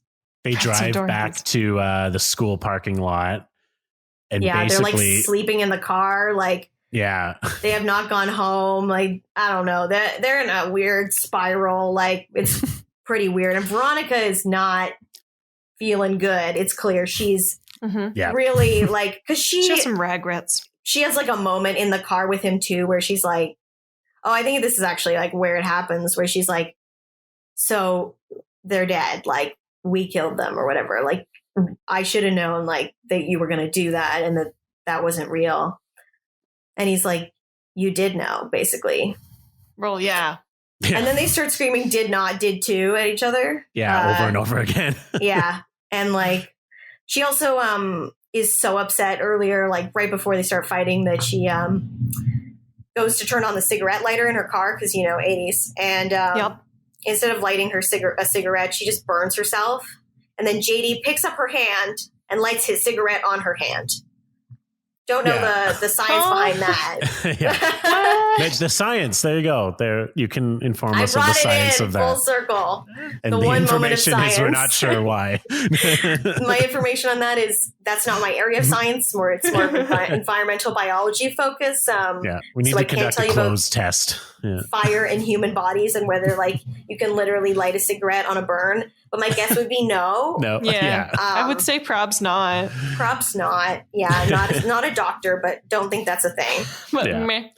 Now, I think, and then there's another staff room scene, right?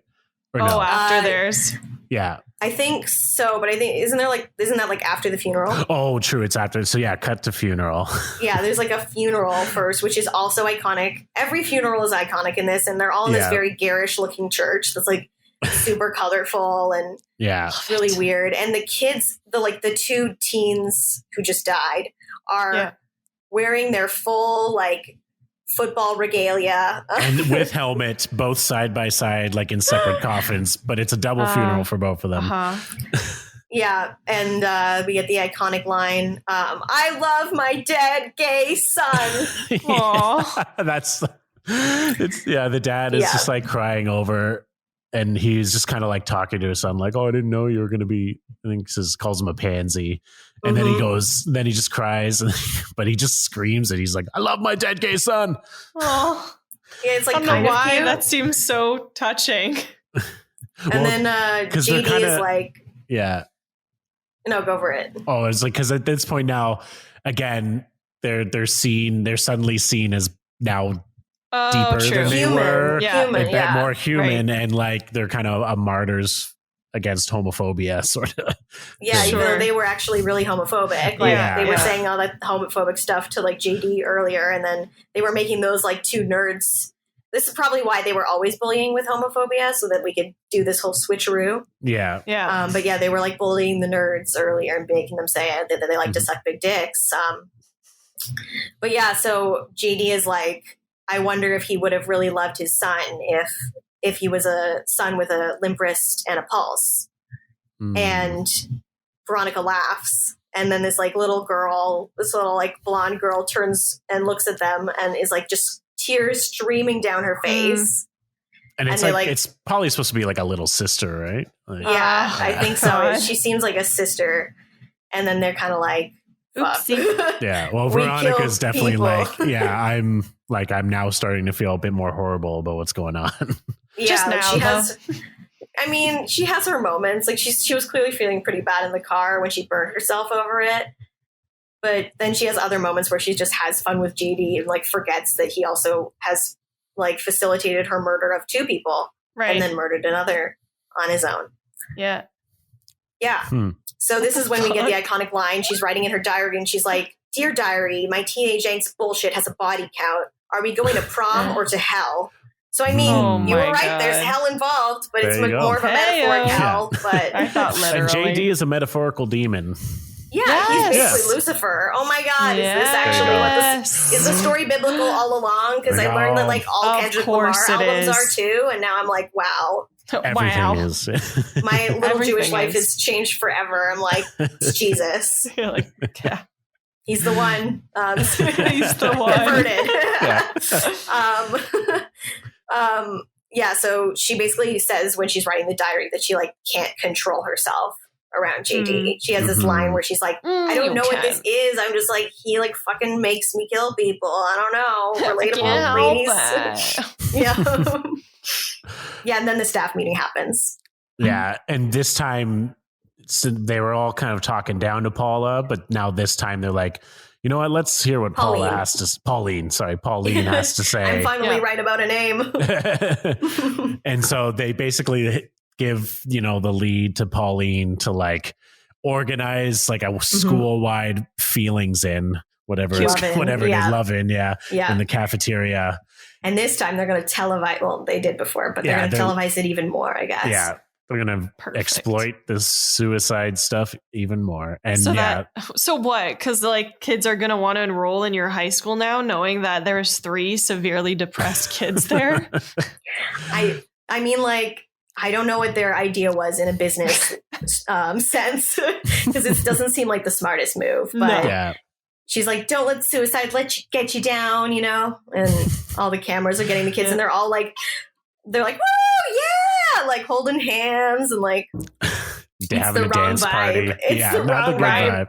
Right. And then you do see JD and Veronica watching this, like the news coverage of this rally. Yeah, JD's house. At JD's house again. You have another father-son scene that's cute but not cute. You get more of a backstory too. Like you find out. You find out like the real thing or like the full or no? Yeah, you find this out. This is when you find out like what really happened with his background is basically Talk to me. His dad comes in. He puts on some like cassette. He puts in a VHS tape. What do we call these things? And he it's a video footage of him blowing up a house, and he's like laughing gleefully. And he's like, some days it's great to be alive. Look, I put so many like of these in the boiler room. And I just, he talks about all the logistics of blowing up this house. Mm-hmm. And that's when we find out that like JD tells Veronica that his mom walked into a building right before this library, right before his dad blew it up. And JD thinks that it was a suicide, basically. Yeah, it was an intentional suicide because it was all rigged to blow. She knew it was rigged to blow. She walked into the building and waved at him through the library window, as he said in the earlier scene. Okay, he does demolition. Yeah. He doesn't do it for fun. He does it because it's his job, guy, but he also thinks it's pretty cool. Yeah, he's kind of obsessed with it, and JD's mom died in it, so it's like a weird thing. Like, imagine watching that and being like, that's how my mom died, and you rigged it, and you're just laughing gleefully at this. Sure. And this is the first time we actually hear teenage suicide by Big Fun, because it comes on the radio. And then JD shoots the radio with his gun. And then that's when Veronica's like, that's it, we're breaking up. That's the last straw. You shot that gun too close to me. We're and it was now. Like, fuck you for fucking up your radio. Yeah. Like, a murder I could live with. This destruction of property. Unacceptable. Out. Yes. And she basically says, like, he tries to kiss her, so another weird consent thing. Like, he just, like, force kisses her. And then she's like, don't come to school and don't mess with me. And she basically says, like, he's like, what are you trying to bring back? Or so, and she kind of mentions it's, like, herself. Like, she's trying to get herself back and break up with him, basically. Yeah. And then we get this really sad scene where Martha Dumbtruck. Right. Is wearing a Big Fun t-shirt, and she's sitting on the bleachers by herself, and she pins a suicide note on herself and like walks out the gym and into traffic. Yeah, I mean that happens a little later, but yeah, there's like this Heather Duke part with like JD, where now we get the scrunchy moment that you were talking about. So like JD shows up and he has these pictures of Martha Duntruck as a little kid with Heather Duke. Oh, yes. Okay. And he's like gonna blackmailing Heather Duke with his picture into becoming his like puppet controlled Heather number one. Like promoting her to head bitch. And he gives her the scrunchie, the red scrunchie that was like the first shot of the film that like Heather Chandler wore before. Mm-hmm. And we also get a backyard scene with Veronica and Betty. Yeah. And they're playing croquet. And and they're like kind of like reminiscing on old days, because it's presumed that Veronica's not really hanging out with like her old people because she's trying to distance herself from it, I guess. Mm-hmm. And she's like, she says to Betty, like, your daydream is better than my reality. So like, because like Betty's like, I wish I was popular, basically. And she's like, trust me, you don't. It sucks. Yeah. It makes you kill people. Yeah. And then the Heathers like show up and Betty leaves basically. And then, we get the Martha Duntrack part. Yeah. So yeah, she walks in the traffic, but she doesn't die. She's badly injured in this traffic accident. And the whole idea, right, is that she did that obviously because she's depressed, but also this whole idea that all these people who committed suicide are then like lauded afterwards. It's like the cool thing to do because all the cool people are doing it, literally. Yeah. So part of her, you'd think is like, oh, if I do this, then people will love me afterwards. Right. And everyone makes fun of her. Come on. Yep. Fuck off. That makes fuck that. Yeah. Yeah, Veronica's like says that it's like glamorizing, like everyone talking about it and the way people are like, making songs about it, and like there's like this scene at Veronica's house too, and her parents, like we get a bit of a different scene with them, I guess, where they're actually like kind of talking about real things. Yeah. Or like she tries to talk about real things or whatever, and she's like, it's basically saying it starts when she starts talking about like how like all this stuff that her parents are consuming about the suicides that have been happening are glamorizing suicides. And her parents are like, don't talk down to me, Missy. Like it's a very weird reaction to what she says. And then there's a scene in Veronica's bedroom, and Heather Duke is there too. And this is where you have Heather Duke making fun of Martha Dumptruck a little bit. I would, but they turn on this radio show that they listen to religiously. I guess they always listen to this radio show. And it's like a call-in show. And I think the idea is they also make fun of the people calling in because it's a self-help kind of advice radio show. And they hear Heather McNamara phone into the radio show. And she's kind of talking about basically how she's depressed and thinking about maybe killing herself too. In a roundabout way. She never says it, but that's basically what she's getting at. She can't like, like she says her name, unfortunately, instead of like saying a fake name. And then afterwards she's like, no, it's Madonna. And then she's like, no, because there's like a Madonna poster in her room. And then she's like, no, and she sees like her pet bird. She's like, it's Tweety. Yeah. It's called Hot Problems. That's the name of the radio show. Oh my God. Welcome to Hot Problems, babe. What's your problem? The hoster is quite like that. Yeah.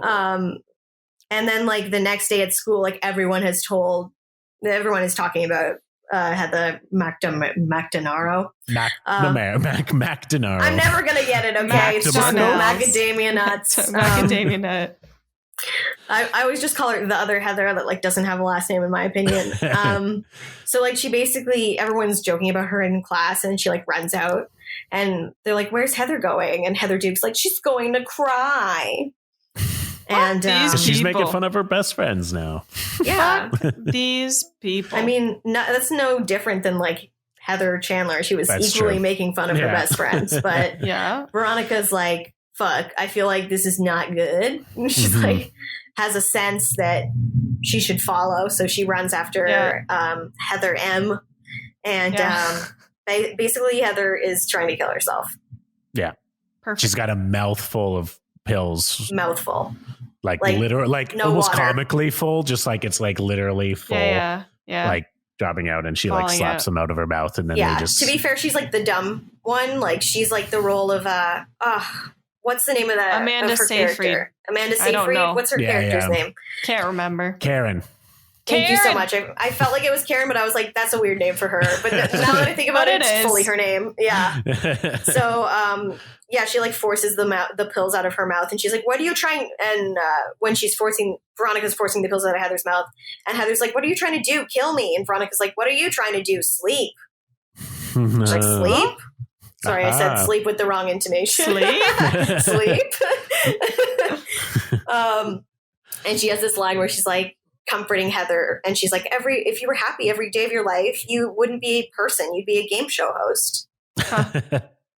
So quotable. Everything is quotable. And JD is like getting Heather Duke to make this like petition, and supposedly it's to get Big Fun to play at the prom.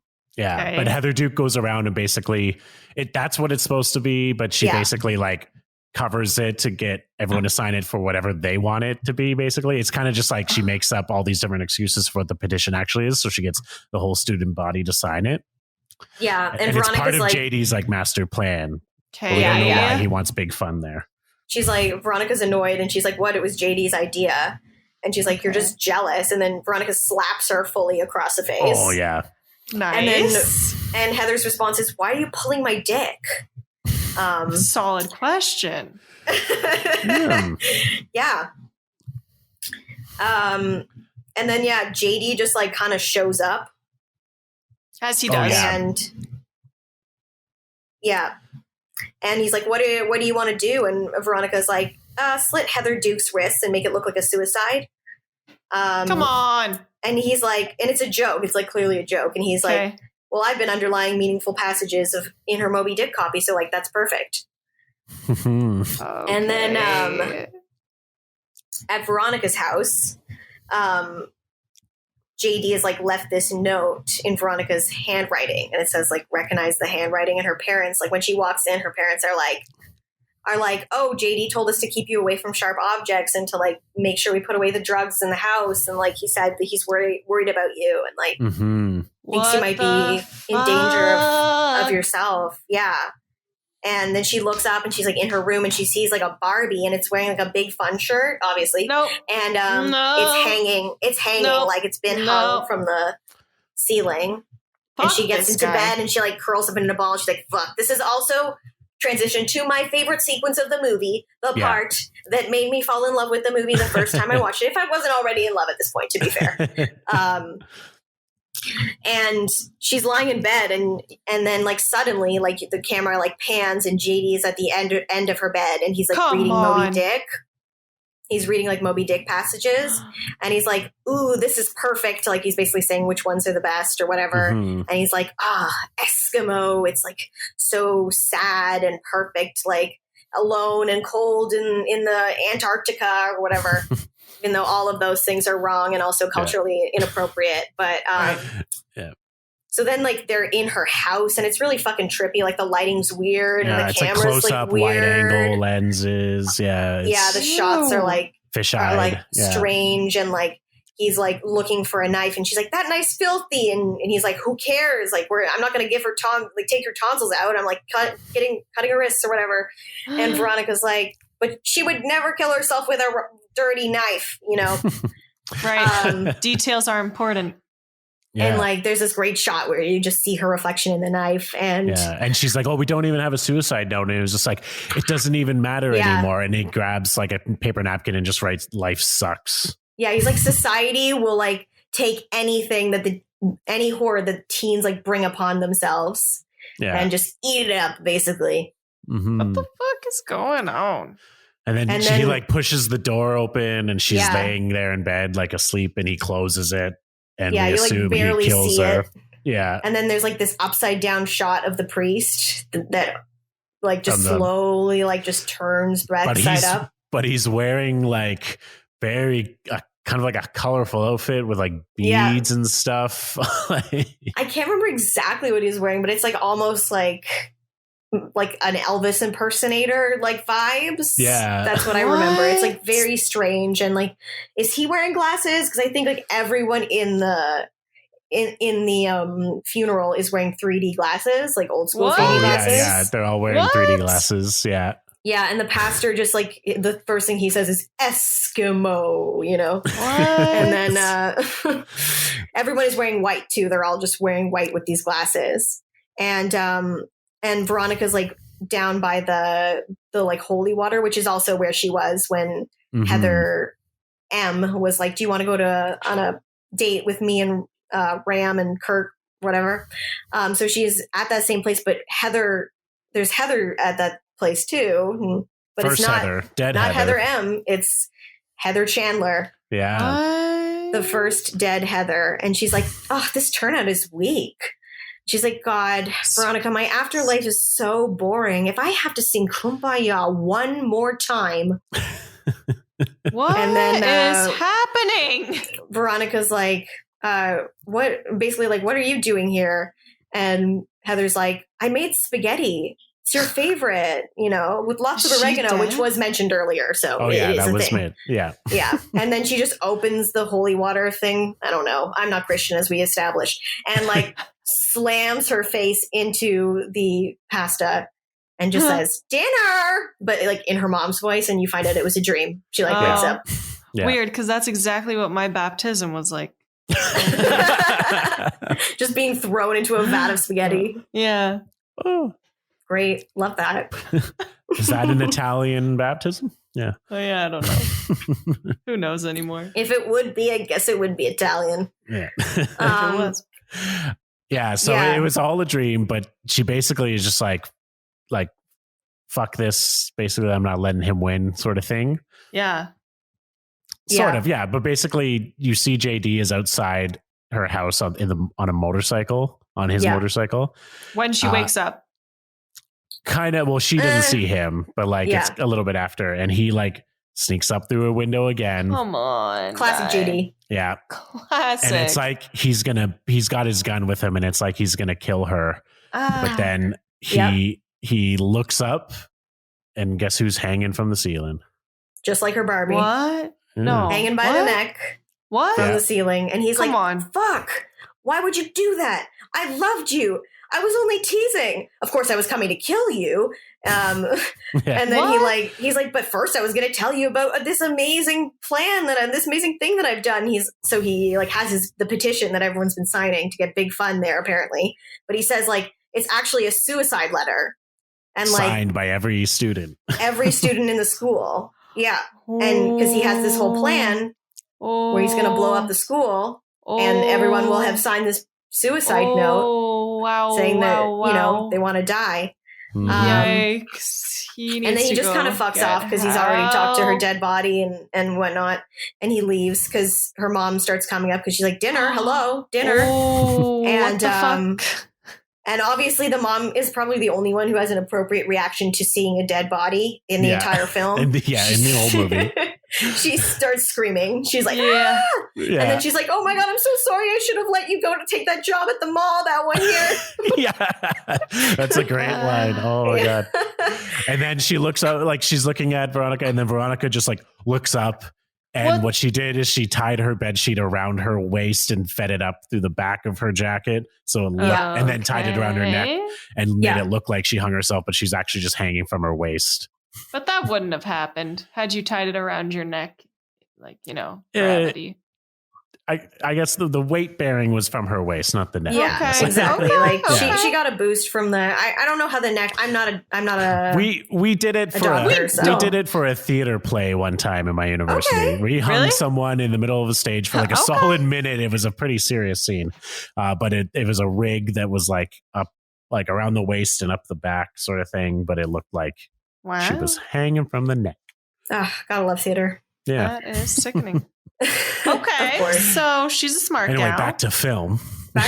So like Veronica goes to school the next morning and she's clearly trying to make sure she doesn't see JD. She's like kind of walking around pretty tentatively. Mm-hmm. And then she runs into the teacher, the like art teacher, quote unquote, who's not really an art teacher, but in my mind, you know, that's her profession. And she's like, Veronica, your mother called and told me you committed suicide this morning. We have to talk. Whether or not to kill yourself is one of the most. Like, JD told me this morning that you committed suicide. Right? Because the mother knows. Yeah. And then she's like, "Shit, where's JD?" And she's like, "Whether or not to kill yourself is one of the most important decisions a young person can make." And Veronica's like, "Get a job." That's funny. Yeah, always with the comebacks. Yeah, so she's sneaking around and like hiding from JD, and then follows him, sort of. And he's got a whole bag full of bombs, pipe bombs that he's built. Perfect. Well, she like doesn't find. She like leaves somehow. Like she loses him. Like he goes to school. She comes out, and then she's like talking to all these other students, and there's like. They're all going somewhere and she's like, hey, where are you going? And they're like, the pep assembly. And she's like, oh, like what's under the gym? Because all the students are going to be in the gym for the pep assembly. Mm-hmm. And she's like, what's under the gym? And the kid's like, the boiler room. And it looks like he thinks he's going to get lucky. He's like, oh yeah, let's fuck in the boiler room. And then she's like, oh shit. So she knows like where JD will be, that he'll like probably be underneath the school to blow it up or like underneath where everyone will be. Yeah. And you see before this, you do see JD's planting bombs and all the bleachers in the gym. Mm-hmm. And then he goes down into the boiling room.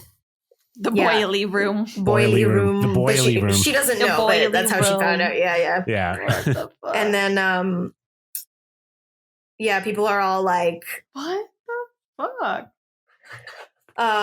people are all like in the gym, obviously, with this like bomb, and there's like a kid like smoking weed under the bleachers, like right beside the bomb, and Doesn't even notice it. Nah. and Veronica basically goes down to confront JD, and she like has a gun and like is like aiming it at him, and he's like, "Oh shit, I knew that loose was too noose. I mean noose too loose." It's great. I just love that they added that. I'm I like, know. what is it? Like he's going nuts and he's like lost his coherency. Yeah. It's kind of Yeah. relatable, honestly. Yeah. They make it quirky. Yeah. I'm like, I love it. I love that they did that. I don't know why, but I love it. But unfortunately, JD, she's like, "Don't move," and he's like, "But you didn't say Simon Says," and she's taken aback or something, and I'm like, "Why?" And then Like, my word. he takes the gun. It's like, why are you so shocked by him being like kind of like saying kind of clever-ish things? This is the entire movie. Yeah. But yeah, so he takes the gun, unfortunately, from her, and like they get in kerfuffle in which she like gets some kind of head injury, I believe. Yeah, she gets knocked Okay. out somehow. Yeah. Yeah. Yeah. And as someone recovering from a concussion currently, I'm like, ow, okay. Yeah. Oh, no. Not Ow. good. I'm sure there Yeah. will be some permanent damage. So then it's like, cutting between this like pep rally that's happening as well. And she eventually like wakes up, and there's this whole like kerfuffle where like they're kind of like fighting. There's a lot of, it's action. I don't want to explain it, but there's a lot of trade-off Yeah. between who has Yeah. the gun and who doesn't, whatever. Okay. Yeah, he has some like lines that are like pertinent to like the themes of the movies about how like he's doing it because no one loves him. Like that's how he sees it, at least. And like different social groups can only get along in heaven. And like the school self-destructed because like, not because society didn't care, but because the school is society. Mm. And then, he stabs the bomb. Yeah. And she shoots him. And that's kind of how he stabs the bomb. It's like she shoots him, he falls, he stabs the bomb. Okay. It happens, and that somehow turns it off. Yeah, Sweet. movie magic. Shit. Movie magic. Yeah. Gotta Yeah. wrap it up, right? I was hoping. Exactly. And I then thought. you think like he's dead, but he's not dead. I thought that him stabbing the bomb was gonna make it go off. And You then just think the movie maybe. ends, just Yeah, yeah. bang. I don't know. And it was just he just had blanks in that bomb. Yeah. Yeah. It was a bomb of It's just blanks. blanks, guys. Calm It's down. just a loud noise, like no big deal. But she like walks outside and she's like standing on the stairs of the school. And then he walks out on the other side, like bleeding and half dead, finger off. Yeah, And then just missing a middle finger. He goes down to the bottom of the steps and then he like kind of opens his jacket and he's rigged to blow. He's got Oh my like God. all his bombs on him. Yeah, basically. he says some more clever things, but they're kind of like dark. Are they to Like, now that anyone? you're Is dead, anyone there? what are you No going one's to do with there? your life? Just Veronica. Yeah. And then Veronica, this is a great scene. Veronica Yeah. takes a cigarette out, puts it in her mouth, and just waits for him to blow because the timer starts going down. It's like 20 seconds or something. Oh. Yep. And then, And then it blows, and it- she's like, half the cigarette is gone, obviously. It was, but it's you lit know. though. The cigarette's sort of It's lit lit. because of She the smokes it. explosion. Yeah. Yeah. Oh. that I do believe is science. I do believe that. I mean, Oh. it would be very hard to like get the distance right, but I believe if you got the right distance, Yeah. You could light You a could do cigarette. it. she's covered. Like she was already pretty messy from all the scuffling down in the boiler room, but now she's covered in like dead JD chunks. It's Yeah. not Yeah. gross like that though. It's mostly soot. But yeah, so she like is now walking through the school just looking horrible, and that's when this line happens where Yeah. someone's like, "Hey, you look like Veronica. you look like hell." Yeah, Veronica, or sorry, not Veronica. Sorry, Heather Duke Heather comes Duke. out. Is like, Yes. Okay. you look like you've been through hell because she's so crazy looking. Yeah. And She's it's like, just "Yeah, I just got back." And then Veronica just takes the scrunchie out of her hair and puts it in her own hair. What the fuck? She's like, "There's a Come new on. sheriff in town." That's literally what she What? says. Yeah. No. Yeah, I And wrote then- down some of the iconic yeah. lines, as you know. Yes. No. And then she just strolls down the hallway towards Martha, who has like a neck brace on and is in like a wheelchair. a wheelchair Yeah. cart. Yeah. And asks her to basically spend prom night watching movies with her Because her date flaked have her out. her date flaked out. Get it? Mm-hmm. Because he blew up. Yeah. End Right, of movie. right. Yeah, they stroll down the hallway as credits roll.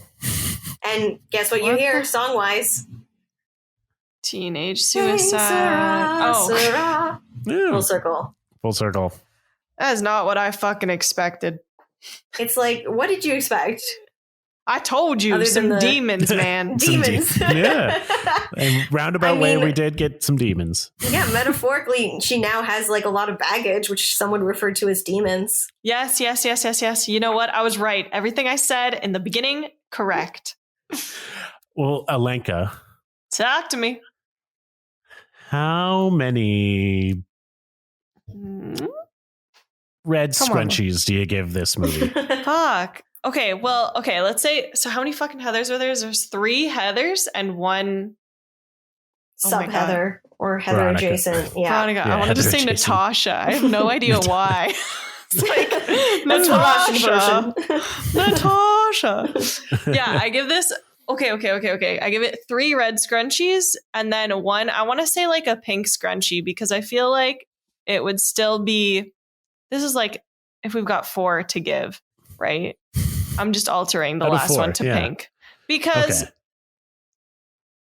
Because 1, it's a 10 out of 10 film for me. Like I'm gonna have to watch this afterwards, and this would make if I Yes. do end up watching this, if I can get if Will can Correct send it to me, opinion. yeah, then this will be only the 3rd film that I've actually watched after the fact. So I won. Okay. That's actually gold. Haven't that's seen it, winner. yeah. Gold star. Yes. Big Mike. Yeah. yeah, It Celebrate your feels- wins, everyone. Yeah, because you know what? For me, it feels like it's like light enough. I mean, light enough in the sense that I don't know. This is hard to explain, I guess, because it's got heavy stuff going on, but Yeah. it's still humorous. So I won't feel like the duration of the movie is just too heavy. Yeah. Mm. And Totally. then, and obviously that makes it more enjoyable to watch for me. Yeah, so I feel like I'm game because those were things that I actually did watch. You know.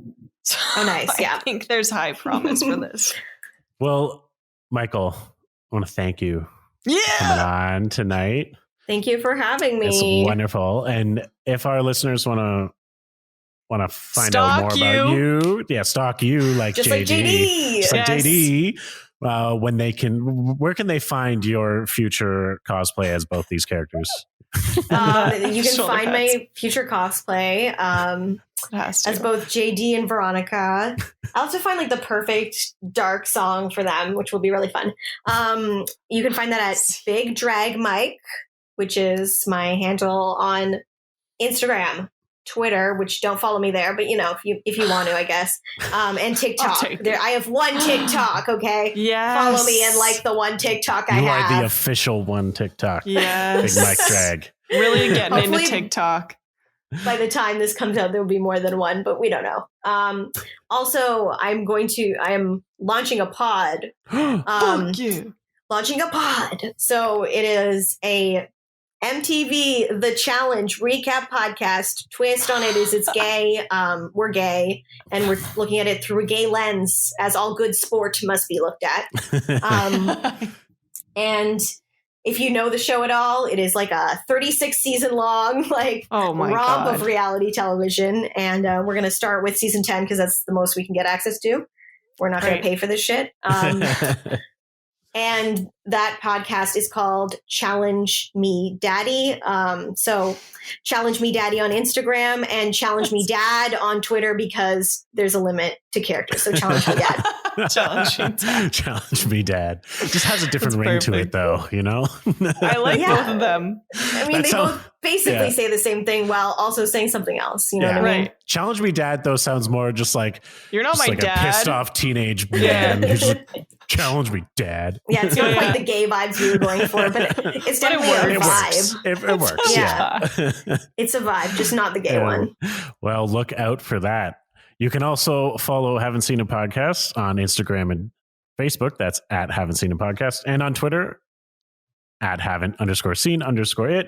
You can also go to our website, haven'tseenapodcast.com. You'll find the big list of movies Alinka hasn't seen.